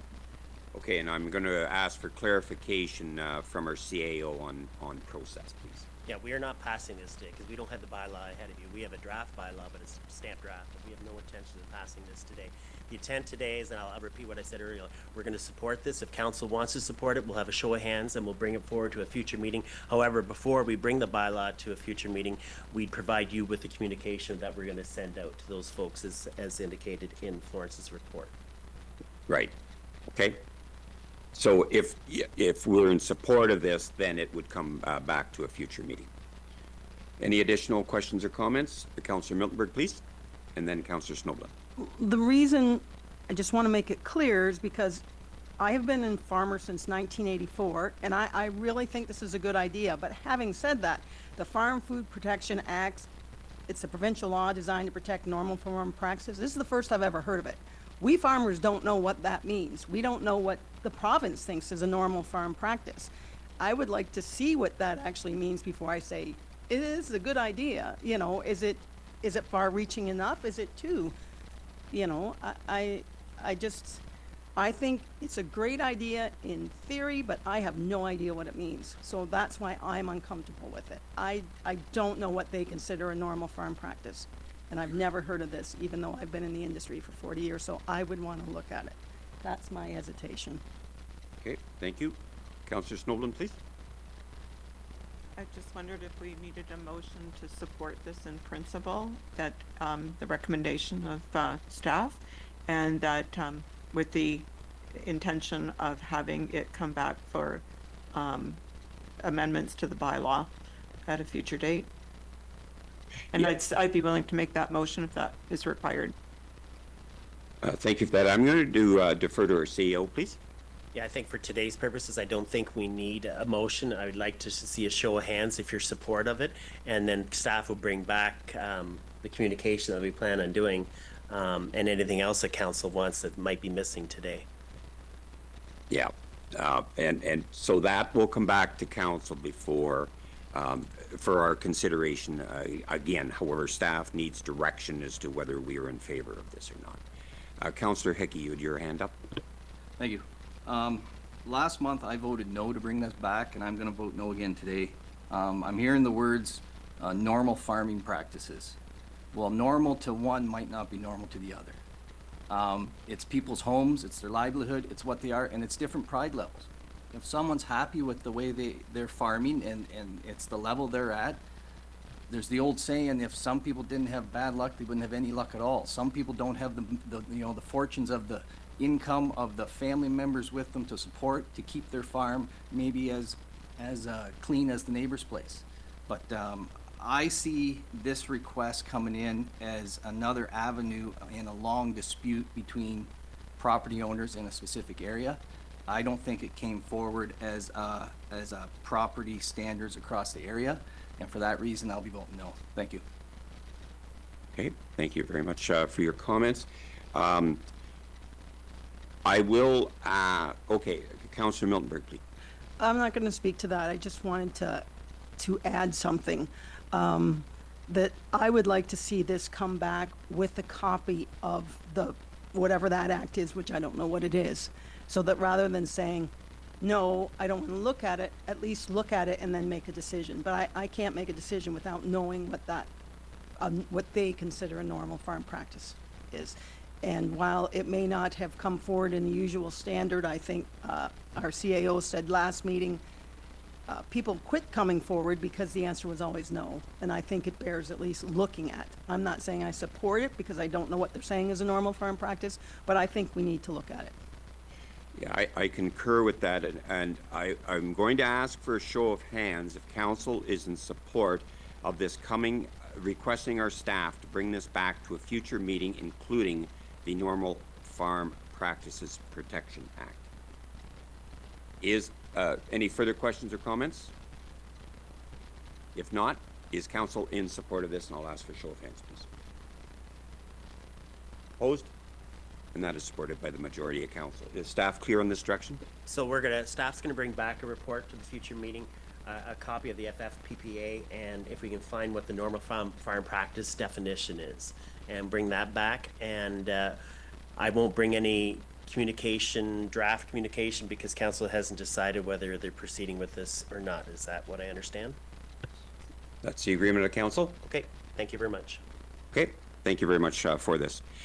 9.4 is the site plan control fees, and we again have been prepared a report on this, on the consolidated fee bylaw to align with the site plan application fee with the County of Huron's standard fee schedule. It is my understanding we're the only municipality that is not on a user pay basis, and I will open it up to council if you have any questions or comments on this. Deputy Mayor, please. Yes, and I guess this would be Joy. This is the, this isn't the homeowner that's building the house that has to pay this. This is the developer that pays this fee? Or no, who does pay this? Because I'm still getting a lot of flack from our developmental fee that is on the houses that we all thought, well, maybe not we all thought, I all thought that because it's a developmental fee, it should be the developer pays it, but it turns out that it's the homeowner that when he applies for a building permit. So I just want to make sure that this is not being paid by the homeowner. Okay, CAO, please. So your definition of developer and homeowner, they're the same people. The developer and the homeowner, because the person's going to develop the property, so they're building a house. So what this is a fee for the site plan control applications that we seem to be receiving quite often and more so, and it takes time for the planning department to review. The planning department has a fee structure. ACW did not accept that fee structure because of the previous CBO that we had in place felt that planning department didn't need to comment it, but we find it's a great value to have the planning department comment on it, and they have fees that are associated with this. We have to pay this. We just need to amend it. It's basically a housekeeping item right now. But at the end of the day, whoever's developing, and when you use developer, that is the landowner, because at the end of the day, it's always the landowner is a developer, and they have to pay. So this is any site plan control agreements that we have with anyone if someone's doing a large expansion to their business. And it's just a minor fee of, just can't remember where it is right there. I'm sorry, what was that, Glenn? I think it's $376 difference. It's basically just user fee. It's $760. Okay. All right. And Deputy Mayor? Yeah, that $760 doesn't sound like much to you guys, but it does sound like much for some people. So, you know, like, you got to remember, if you're going to build a house, first of all, you've got to give us $12,000 for a fee. Then now we're looking at another $1,000 for a fee. And it soon gets to the point where the person who's trying to build a house looks and says, holy cow, well, how much am I paying to have to build this house? So, I'm not in favor of it. Thank you. So this is not for a house being built. This is for a special application for something. At the end of the day, the county will send us a bill, so the municipality is going to end up absorbing that bill. So we were just passing it on to the landowner. So maybe perhaps Megan, if she has some comments, I'd appreciate Megan some comments because she's the one that brought this to light with respect to the county. Okay, thank you. Megan, please. Yeah, I just wanted to clarify that this site plan application is not for residential development. This would be for any commercial property or somebody operating their business out of their property. Joy and I have received quite a few applications this year that previously we didn't see the amount of site plans that we have this year. So this is why this is being brought forward. Just for an example, the Bluffs, that is an application for a site plan. We've had SFM Wind, a potential greenhouse. Those are the types of applications that we're looking at for site plans, not residential. Okay, so if somebody's building a house, they're not going to get this fee. Okay, that's all I asked. Thank you. Okay. Any, Councillor Miltenberg, please. Yeah, just a couple concerns with it. I understand that, but it does look like we're jumping from 300 to 1,060, and most of it's going to the county. So previously, were we just paying for it and it was just kind of an invisible thing? Or can we itemize that this is a county fee that we're collecting if it's an in and out? Like, how does that work? Okay, CAO, please. Perhaps Megan, maybe you can come to the microphone again. Sorry, Megan. Florence did the report, and Megan and Florence and myself have been talking, but it's probably best to come from the planning. Thank you. Megan, please. Sure. So I guess we didn't really have a lot of site plans previously, so the planning department was not involved in the site plan process. But I think with the amount of applications we have seen this year, and it ranges, does it take an hour or does it take 4 hours? So we're kind of basing it on how long is this actually taking to review the site plan. Okay, please, Councillor Miltenberg. Continued question to Megan then.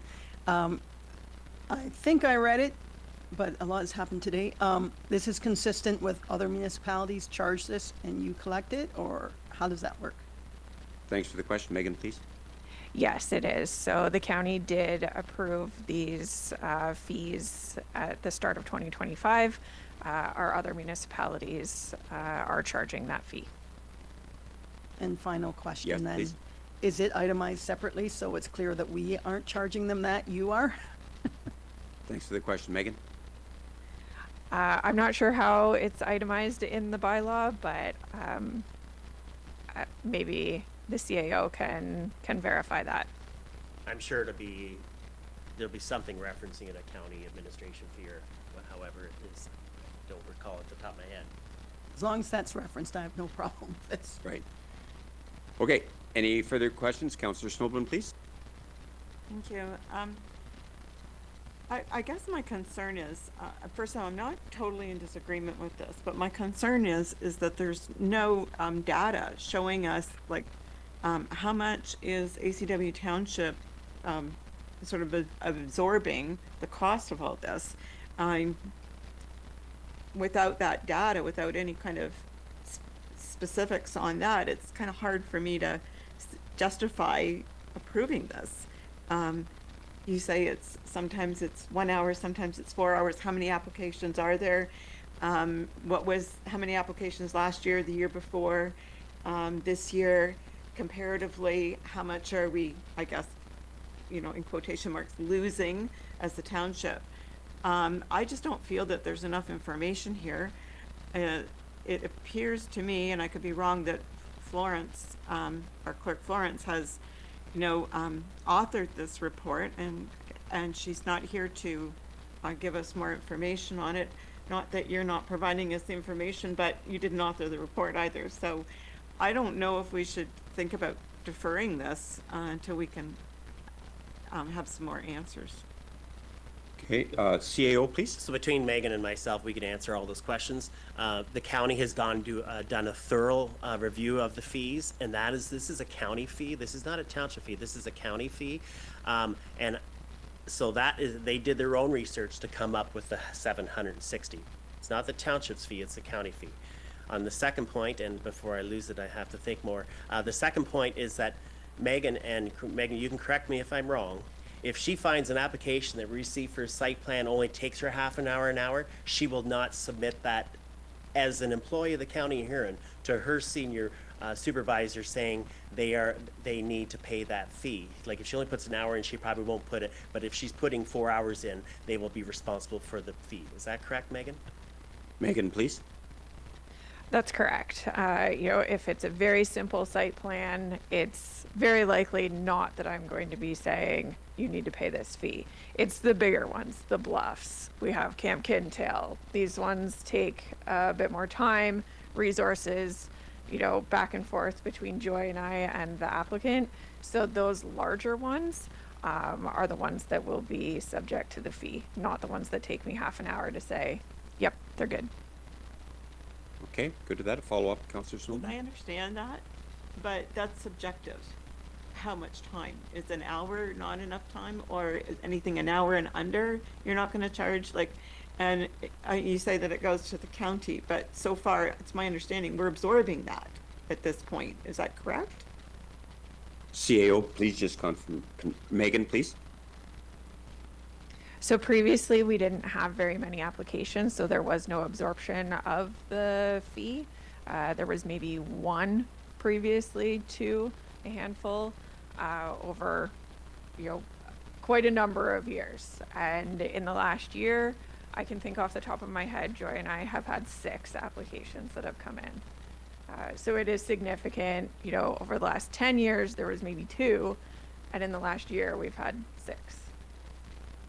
Okay, thank you. And I appreciate that answer, but it's not in the report. So again, it goes back to my point. There's data here that's missing in the report.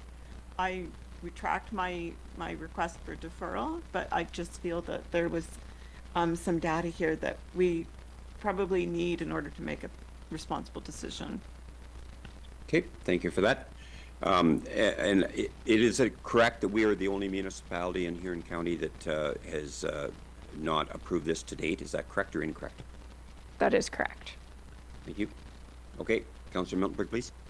So if we don't approve this, you will charge the $760 and ACW will pay for it, not the actual developer. Is that correct? Megan, please. Yes, that is correct. Okay, thank you. Let's make things pretty simple. Okay, I'm going to ask for show of hands if we are in support of this coming back to a future meeting. All in favor? And that's supported by council. Thank you very much, Megan and CEO, for a response. Councillor Forster, please. Okay, can we jump back to 9.3 just for a second? So in this report, are you gonna have what other municipalities do for that? I was just kind of curious about that when you bring it back. So your question was on 9.3. 9.3 CAO? I'd kind of like to see what other municipalities do for this. The direction I was given is to get back to what F. Yeah, and I would like to see what other municipalities do for that. I think there was correspondence in today's agenda that indicated all the other municipalities. Okay, I didn't catch that. I'll look at it. Thank you. That they all do the same practice. That's what I understood, if Yes. I'm wrong. That's what we're proposing to do. That's correct. Okay. All right, thank you. Moving on to 9.5, the short-term rental committee bylaw and public consultation. I would like to commend the short-term rental committee for the due diligence that has been exercised on that committee. Mr. Nicholas is in attendance today as a member of that committee, and there's been a lot of thought went into this, along with other members of that committee and members of council on this. This is the recommendation that is coming back with the appropriate fees, and we will look forward to public consultation on this as indicated in the report. Do we have any questions or comments before I will ask for a mover and a seconder for this. Okay, we'll have a mover and a seconder, and then I'll read the motion. And that is moved by Councillor Forrester, seconded by Councillor Miltenberg, that Council endorse the draft short-term rental licensing bylaw as prepared by the Short-Term Rental Committee for the purpose of public consultation, and further that Council recommend the committee proceed with the public consultation process as provided. Any additional questions, comments? All in favor of the motion is read.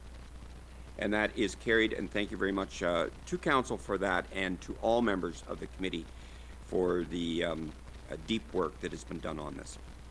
10.1 is the Veolia Water Operations and Maintenance Report. It's for information purposes. Are there any questions on this?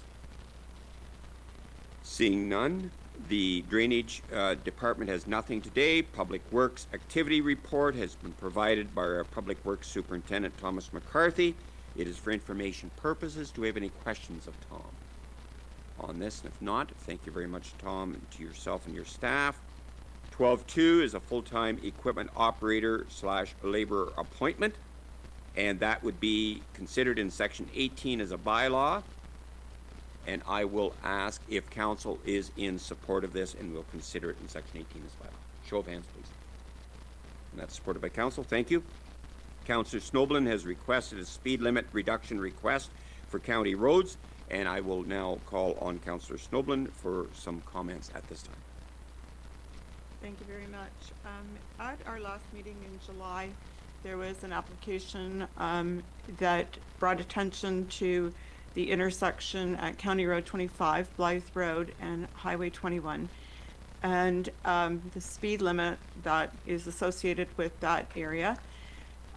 Just to refresh everyone's memory, that is a 90-kilometer-per-hour speed limit right through to the intersection from Highway 21. There is no reduced speed limit at all.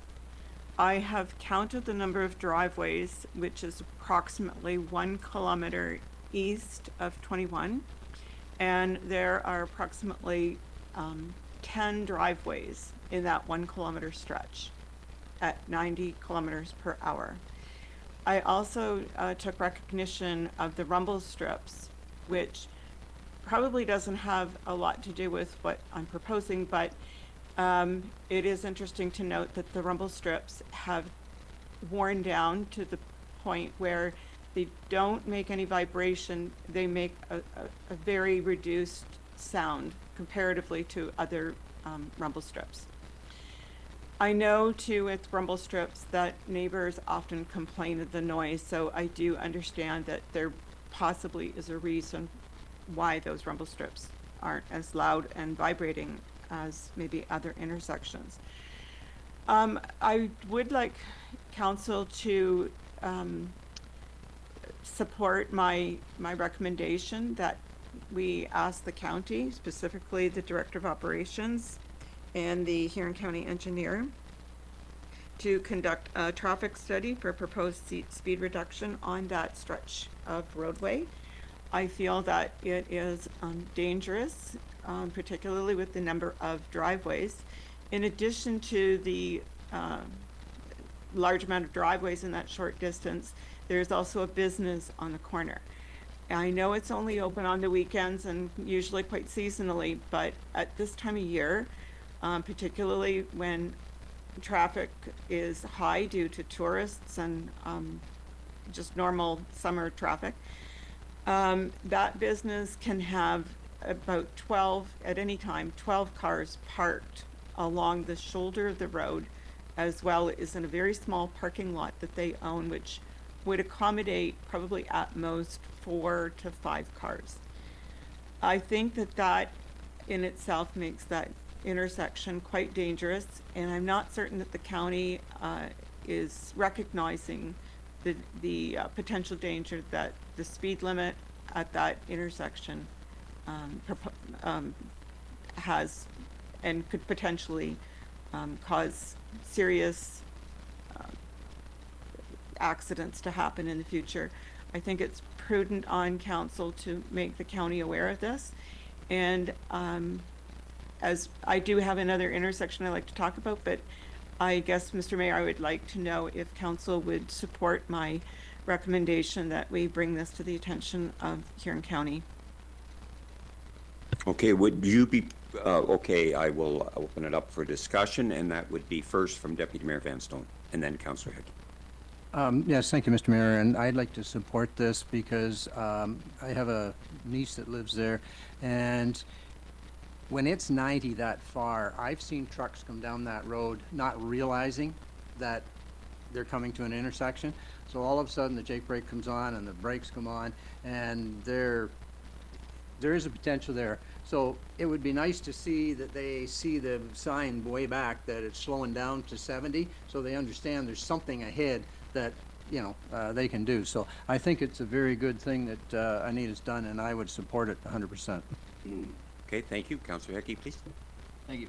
I'll support this also.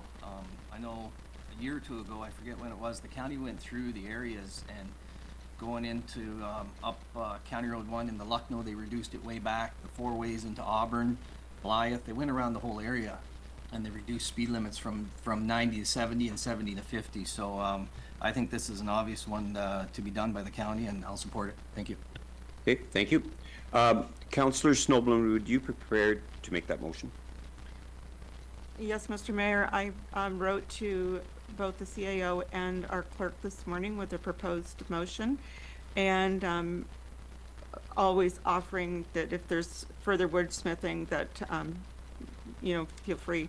But my motion that I wrote to them this morning was that ACW Council recommend through Huron County Council to the Huron County Engineer and the Huron County Director of Operations to conduct a traffic study for proposed speed reduction on County Road 25 from Highway 21, beginning at the intersection and east to a minimum distance of 1 kilometer.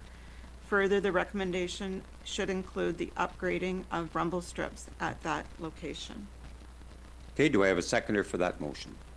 Deputy Mayor Vanstone. Further comments? Councillor Forster, please. Okay, thank you, Glenn. There is a lot of these out there, and I'm a guy that drives a little too fast, and I find them really annoying most of the time, but the rumble strips I don't agree with. I've heard there's too many houses around there. I can't support the rumble strip thing. Thank you. Valid comments. There's a lot of pushback from residents that live right there on rumble strips. Councillor Miltenberg, please. Yeah, thanks, Wayne, for speaking up, because that was my immediate thought. If I lived there, I would not want those rumble strips fixed. But I think maybe that would come out in the traffic study. Maybe we don't need that last line.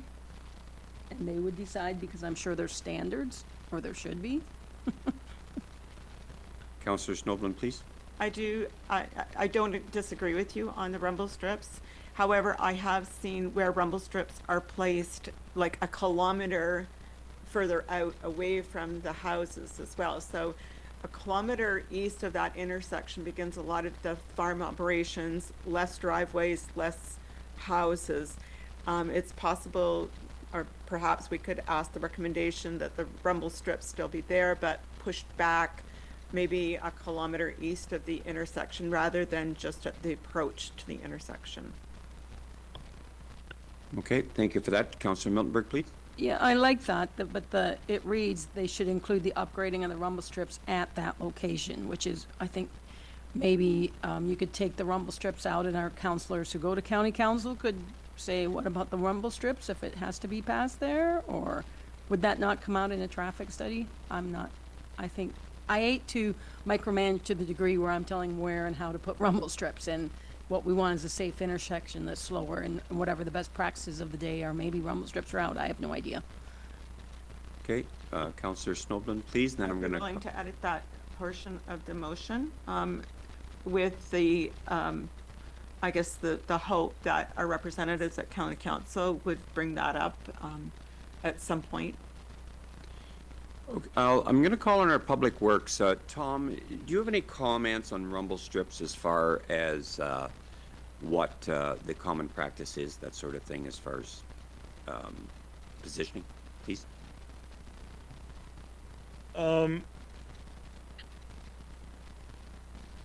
I don't want to speak for the county. If it were me, I would make your rumble strips consistent throughout the municipality so that people can anticipate where the intersection is going to be. To my knowledge, there isn't a set standard for the rumble strips. They're like illuminated stop lines. They increase the safety of the intersection, but I don't believe that they're mandated to be there. The county's free to do whatever they would like. I also keep in mind that the MTO was supposed to be doing a traffic study at that intersection, so some of this information should already be collected. Thank you. Okay, thank you for that. I'm just going to ask a question to Councillor Snoblin, and that is in the last sentence. Would you consider changing the word upgrading to consideration of rumble strips at that location, or what would your preference on that be?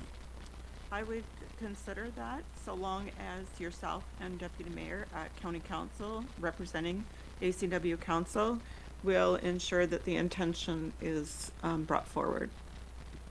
For consideration, yeah, because we can suggest or ask for a report. However, it's up to Huron County Council on the advice of our engineer and public works as to how we would proceed with that. Councillor or Deputy Mayor Vanstone, please. Yeah, and I don't know if I should be saying this or not, but I've already talked to the engineer about rumble strips because there's been some complaints in different areas, and his answer back to me is that they put them in where safety is a concern. So I think that's what will happen here, is that if safety is a concern, they will go in at an appropriate place. Thank you. Okay, so I'm going to ask the mover and the seconder if you are in agreement to change the word upgrading to consideration of rumble strips. Are you in agreement with that? I'm in agreement as the mover, but did we get a seconder? No, yes, we have a seconder, and I'm going to ask if they're also in agreement. Yes. Is it okay. So the motion would read as has been indicated, and the last sentence would be further the recommendation might include the consideration of rumble strips at that location. CAO, please. Kelly, you're good with all that? Oh, I thought, yeah, Deputy Mayor Vanstone, I'm sorry. Yes, Councillor Snoblin moved it. Deputy Mayor Vanstone seconded. And Kelly, you're okay with that wording? Yes. Okay, thank you. Any further discussion? All in favor of the motion as read. Opposed? That is carried. Thank you. An additional one, Councillor Snoblin, please. Yeah. Continue. Yes. At the July meeting of council, I also brought to the attention of the intersection. I'm not sure if I'm right, County Road 1. It's Lucknow Line and Glens Hill Road. So if you are traveling east-west on Glens Hill Road at the intersection of Lucknow Line, there's quite a hill there, and there is a visibility issue in terms of driving west on Glens Hill Road.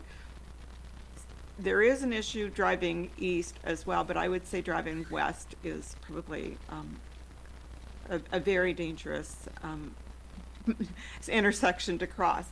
Simply because of the hill, you are unaware of traffic coming, and you really have to nose out before you can come in.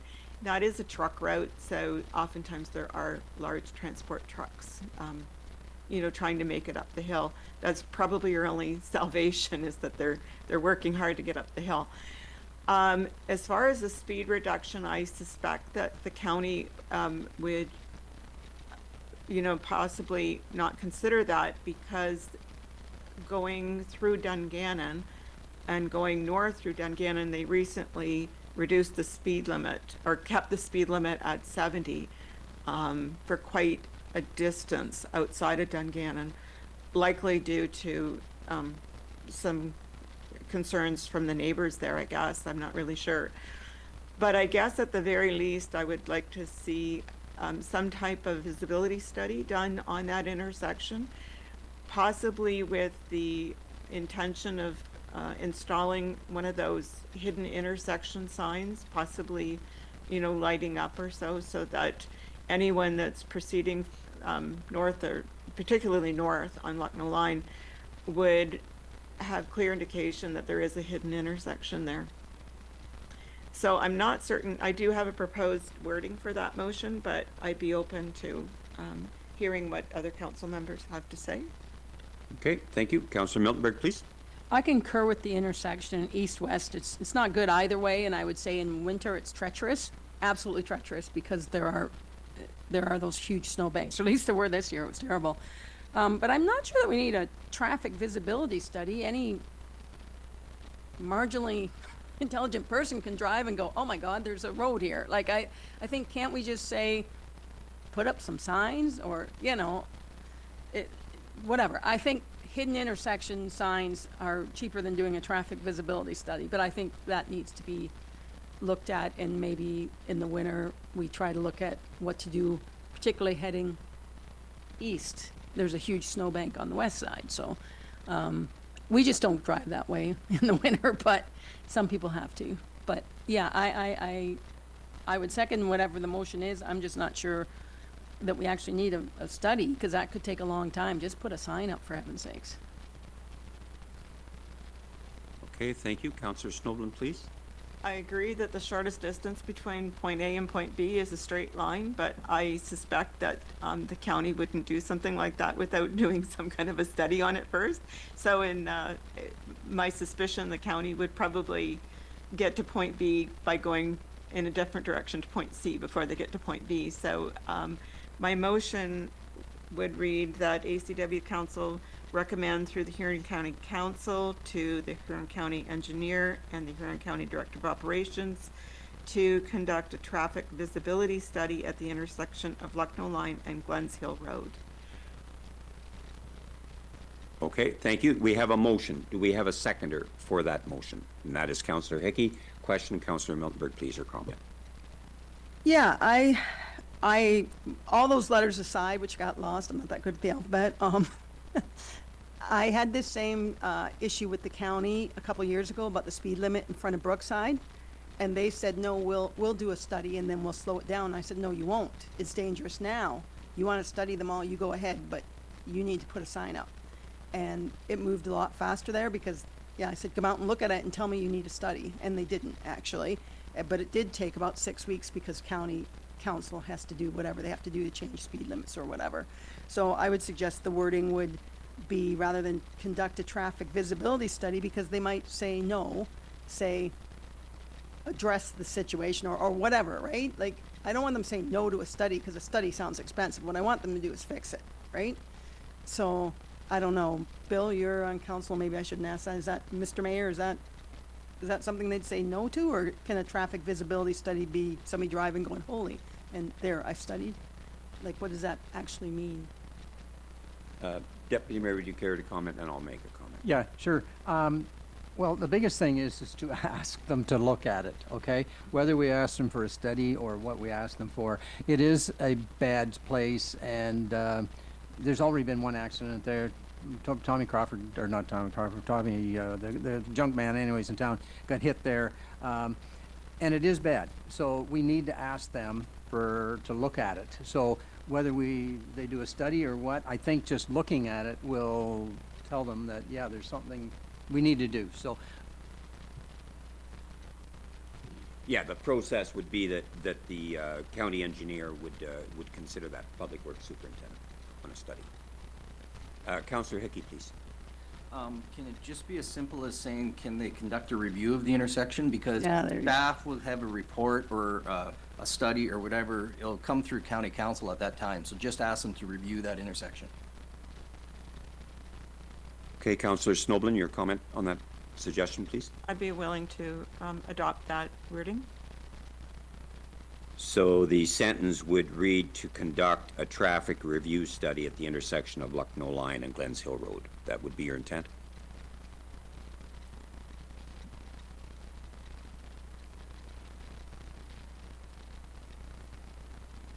Okay, that has been agreed upon by the mover. Does the seconder agree with that? So, And the wording? I do, yes. The wording is traffic review? yes, include to conduct a traffic review study at the intersection of Lucknow Line and Glens Hill Road. Is that correct, mover and seconder? Yeah, CO. And you're good with that, Kelly? Yes. Okay, thank you. And so your intent on this, Councillor Snowbin, for clarification, would you like signage on County Road 1 or on the east-west roads? What is your intent on this? The intention would be on the north-south Lucknow line. And I would also request that when this does come to County Council, I think you have a good sense of what the intention is in terms of it being a hidden intersection, and that signage might be required to indicate that for north-south traffic on Lucknow line. Okay. Deputy Mayor, please. If I could we add the word safety in there somewhere? I don't care where, just somewhere in there that it's a safety concern. So you're thinking maybe a traffic safety review? Is the mover in agreement with that? Yes. The seconder in agreement with that? I am, yes. So it would read that ACWO Council recommend through Huron County Council to Huron County Engineer and Huron County Director of Operations to conduct a traffic safety review study at the intersection of Lucknow Line and Glens Hill Road. Is that your intent, mover? That's correct. Seconder? It is, yes. Okay. I'm gonna ask yep, absolutely, Councilor Forrester. I'm just thinking something we could look into. It's in Perth County somewhere. I can't remember exactly. When you're coming up this intersection, I actually didn't think it was actually that bad until I saw an accident one day. And the sign before you come to it says, "Look and look again." So whether that's something we should be looking into. Thank you. Okay, thank you for that. All right, all in favor of the motion as read? And that is carried. Thank you very much. Additional, Councillor Snow? You know, just like to thank my members of council for their support on this. Okay, thank you. 12.4 is the Wawanosh shed renovations tender. We have discussed this previously, and it was put out to tender. They've been received. Now I'll entertain a mover and a seconder, and then we can have any further discussion if you would. Moved by Councillor Miltenberg, seconded by Councillor Forrester, that Ashfield-Colborne-Wawanosh Township Council hereby award the tender for the Wawanosh Garage Bay Insulation Project to Arcadia Living at a cost of $46,628.21, including HST. Questions or comments, Council? Deputy Mayor, please. Yes, thank you, Mr. Mayor. When I seen this, I was kind of dumbfounded that one was 168,000 and the other one was only 46,000. So there's got to be something there that's different. So I'll call on our Public Works Superintendent to make a comment in response to that, please. So I never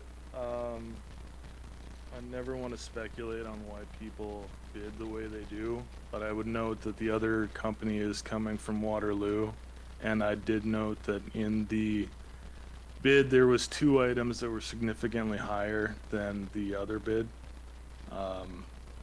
specifically the steel and framing. So the estimator from their company must have felt differently than Arcadia.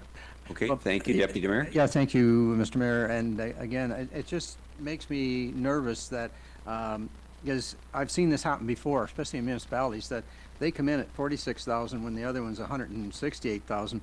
Then all of a sudden they get there and, well, we're going to have to add this and we're going to have to add that. So I wouldn't want to see that happening if we do this.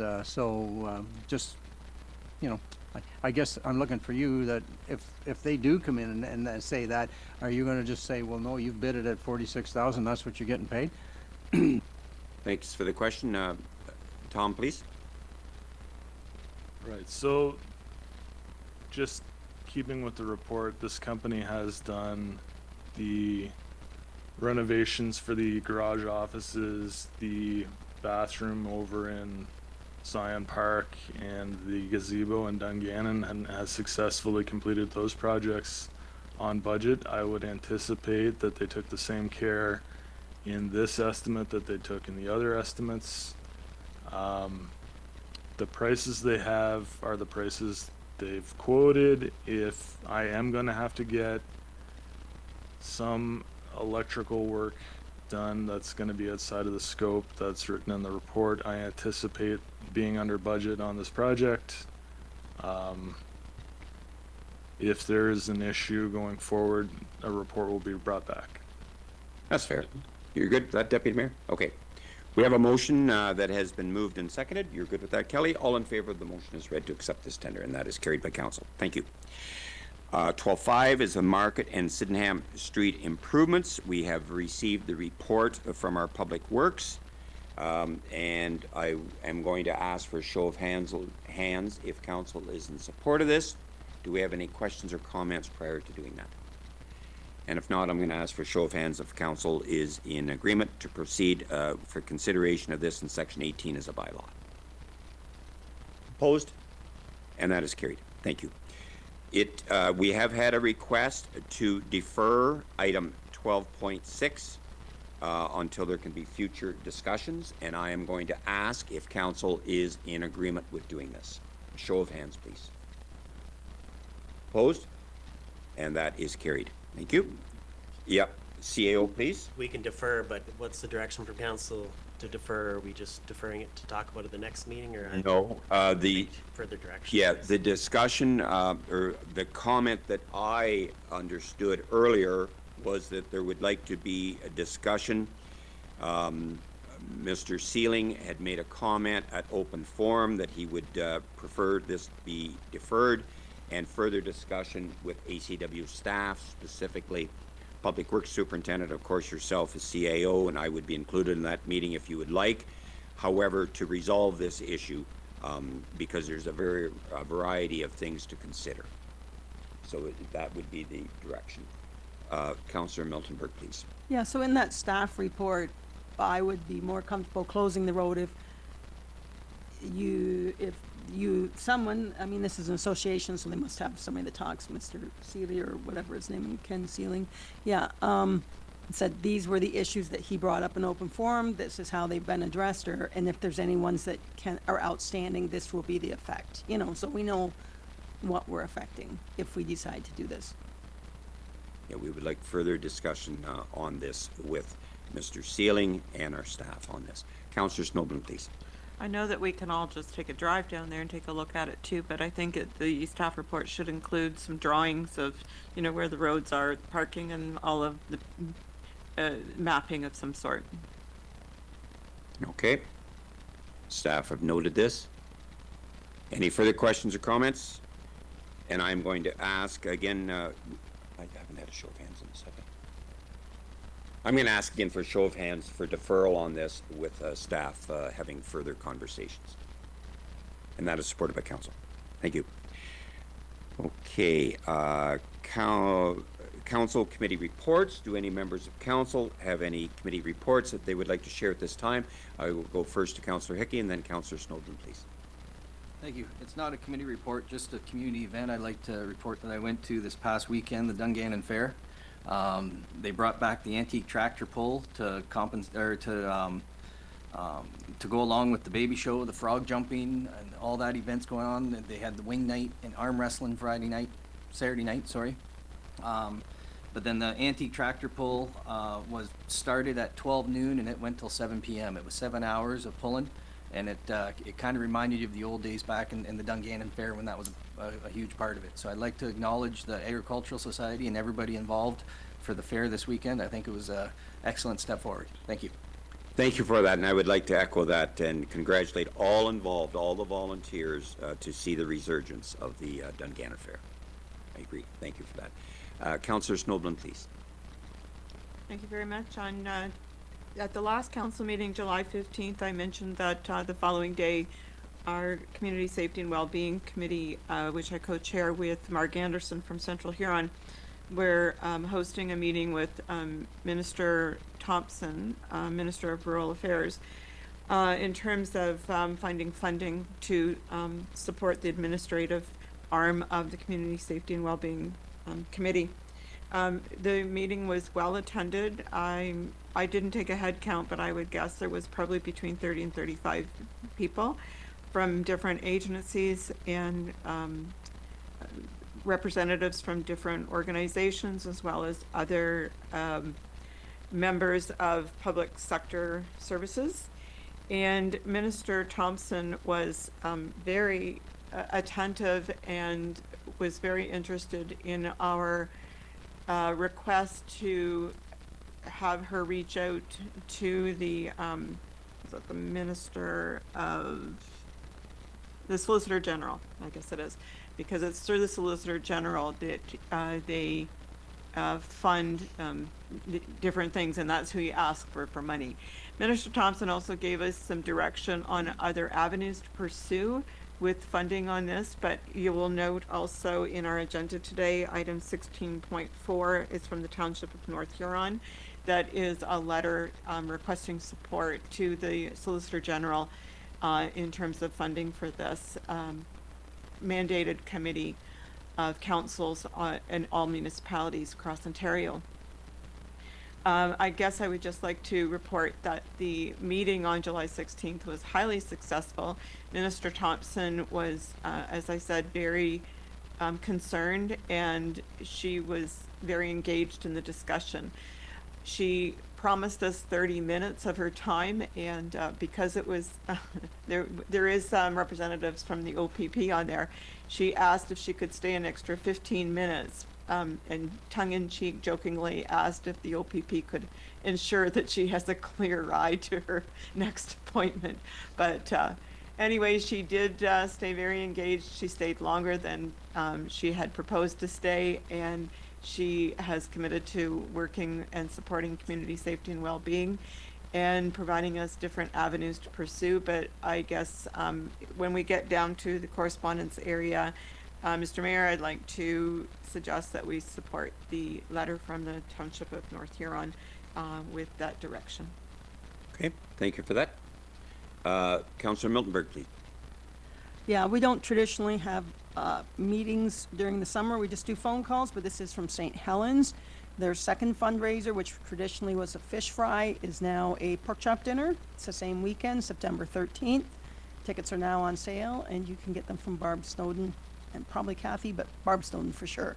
And that's what I know about that. I'm not sure if they've sent you the information for the poster yet. If they have, super, they did their job. We also had the ECDEV committee, which I have to echo just huge shout outs to that committee, not ECDEV, sorry, short-term rentals. They're doing a lot of work and making the chair look really good, and she's very happy about that. And there's going to be public meetings, and we hope to get it done this year, so there's some protection for people next year. And I also attended the Huron County Food Bank Distribution Gala, or something very similar to that title, along with the mayor, and it was noted that we were there, and he was on stage saying stuff, and I ended up being in the very front row, and they showed off that I had won the necklace in the draw a couple years ago. I did not sadly win this year, but I think it was well noted that ACW was there. So thank you, that's it. Perfect, thank you. Deputy Mayor, please. This will be really short and sweet. Thank you, Mr. Mayor. They finally closed Balls Bridge yesterday, so if anybody's going back there, they can walk across it and enjoy it. Thank you. Thank you. Any additional committee reports? Councillor Blake, please. Yeah, thank you. It kind of ties into the Ben Miller Playground project as well. I'm sure everybody from the committee and everybody that donated and was a part of that project are going to be happy to hear the outcome today. I do have to share a little bit of disappointment from some of the committee members. Looking at the report from the OTF, the Ontario Trillium Fund, it looks like the news was broke to the township staff on July 14th, I believe. I was notified that some committee members had dialogue July 15th asking if there was any new news, and they were told no, there wasn't. Needless to say, when the agenda came out Friday with this on it, they were a little upset that they didn't hear. Especially some of them have been putting in a lot of hard work. So just for future reference, to make sure they're included in that, especially when they do put in such hard work that the Ben Miller Hall committee members have done. And but yes, nonetheless, they will be very happy about the news today with the go ahead for the park. And I do also want to mention the September 11th is their annual fall dinner. Thank you. I'm sorry, I missed the last part. September 11th is their annual fall dinner. Okay, thank you very much for that. Thank you for that. Councillor Miltenberg, please. Yeah, I'm not sure that the staff are here that are able to speak to that, but I will speak that having many interactions with Ontario Trillium Foundation, when you receive notice, you are told you are not to tell. So, and you're given a timeline until they make official announcements. You are not supposed to say anything. So I suspect that's why they would not say, because you're told very clearly, do not announce it until the minister announces it. So, and it is also township property, and the township is the only ones responsible for the actions and the problems with the government, if there are any. But I recognize the disappointment, but that would be the mandate from the province for any information. Okay, thank you for that. Councillor Blakely? Yeah, thank you.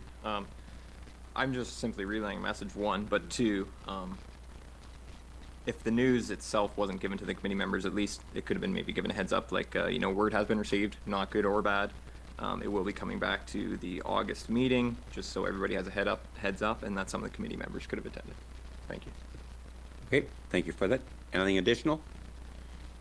Okay, I did attend the Colborne Cemetery Memorial Day a week ago Sunday, and it was a great day, well attended, and the service went well. Of course, Chris Plant does an excellent job in maintaining the cemetery, and that was appreciated by all.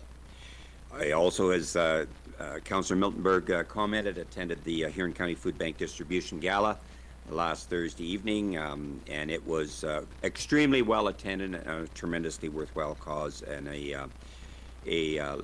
both a silent auction and a live auction that raised proceeds for the food bank. Yesterday, on behalf of the Mid-Huron landfill, I attended an on-site meeting at Twin Creeks landfill at Watford regarding leaf shade and how they're dealing with it. Leaf shade is a concern at the landfill that we're part of at Holmesville, from the standpoint of the cost of leaf shade disposal, and we saw different options that they are using, including planting of both poplar trees, willow trees, drip irrigation for that, and what they're doing to mitigate the amount of leaf shade that needs to be pumped. And we actually have another landfill meeting this afternoon to discuss that further, and I just want to share that with council. Okay, moving now, and I should also say that Port Albert group did a tremendous job with their barbecue that was also a week ago Sunday, and it was extremely well attended, and we're very thankful for all the volunteers within ACW and all volunteers that work on various projects for the betterment of the whole community and beyond. With that, there's nothing under correspondence for direction. We have a number of items for information, and is there anything that anyone would like to pull for information? And I will look to Councillor Snowblin, please. Yes, Mr. Mayor, I'd like to pull 16.4, the letter from North Huron, endorsing reaching out to the Solicitor General of Ontario in terms of requesting funding to support community and safety well-being committees across Ontario. Okay, thank you for that, and I'm going to ask for a show of hands if council is in support of item 16.4. And that is supported. Is there anything else that anyone would like to support? I will be attending it is my intent to attend the Nuclear Innovation Institute Clean Energy Conference in October at Farrell Drive at Bruce Power.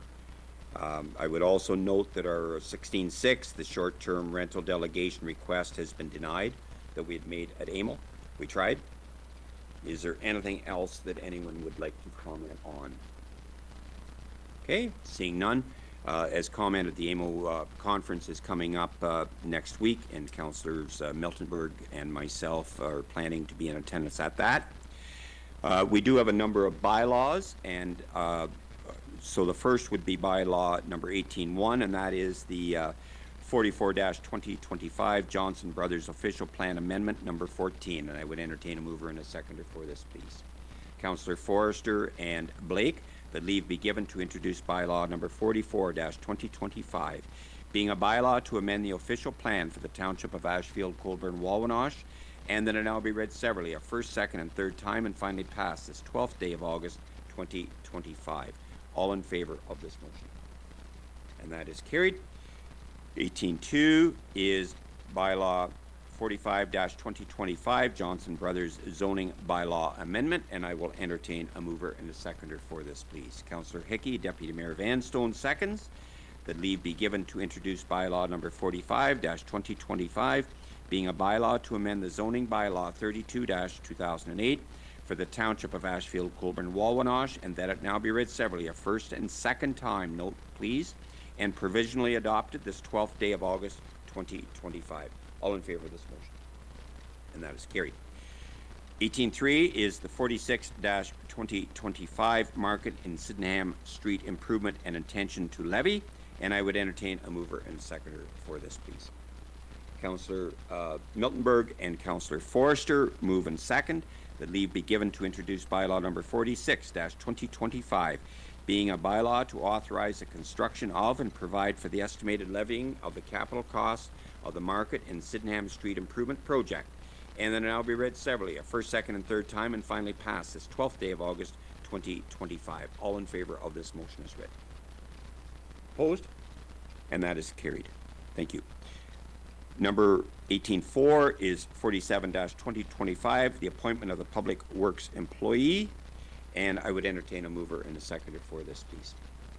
Councillor Blake and Miltenberg, that leave be given to introduce bylaw number 47-2025, being a bylaw to appoint Public Works positions for the Township of Ashfield-Colborne-Wawanosh, and that it now be read severally a first, second, and third time, and finally passed this 12th day of August 2025. All in favor of the motion? And that is carried. We do not have a closed session today, and so I would entertain a mover and seconder for the confirmatory bylaw, please. Councillor Hickey moves, Councillor Forrester seconds. The leave be given to introduce bylaw number 48-2025, being a bylaw to confirm the proceedings of the Township of Ashfield-Colborne-Wawanosh Council meeting held on August 12th, 2025, and that it now be read severally a first, second, and third time, and finally pass this 12th day of August 2025. All in favor of the motion? And that is carried. And finally, a mover and a seconder to adjourn our meeting, please. Deputy Mayor and Councillor Hickey, that Ashfield-Colborne-Wawanosh Township Council does now adjourn to meet again on the second day of September 2025 at 9 a.m. or at the call of the mayor. All in favor of this motion? And that is carried. Thank you very much to all. The meeting is now adjourned.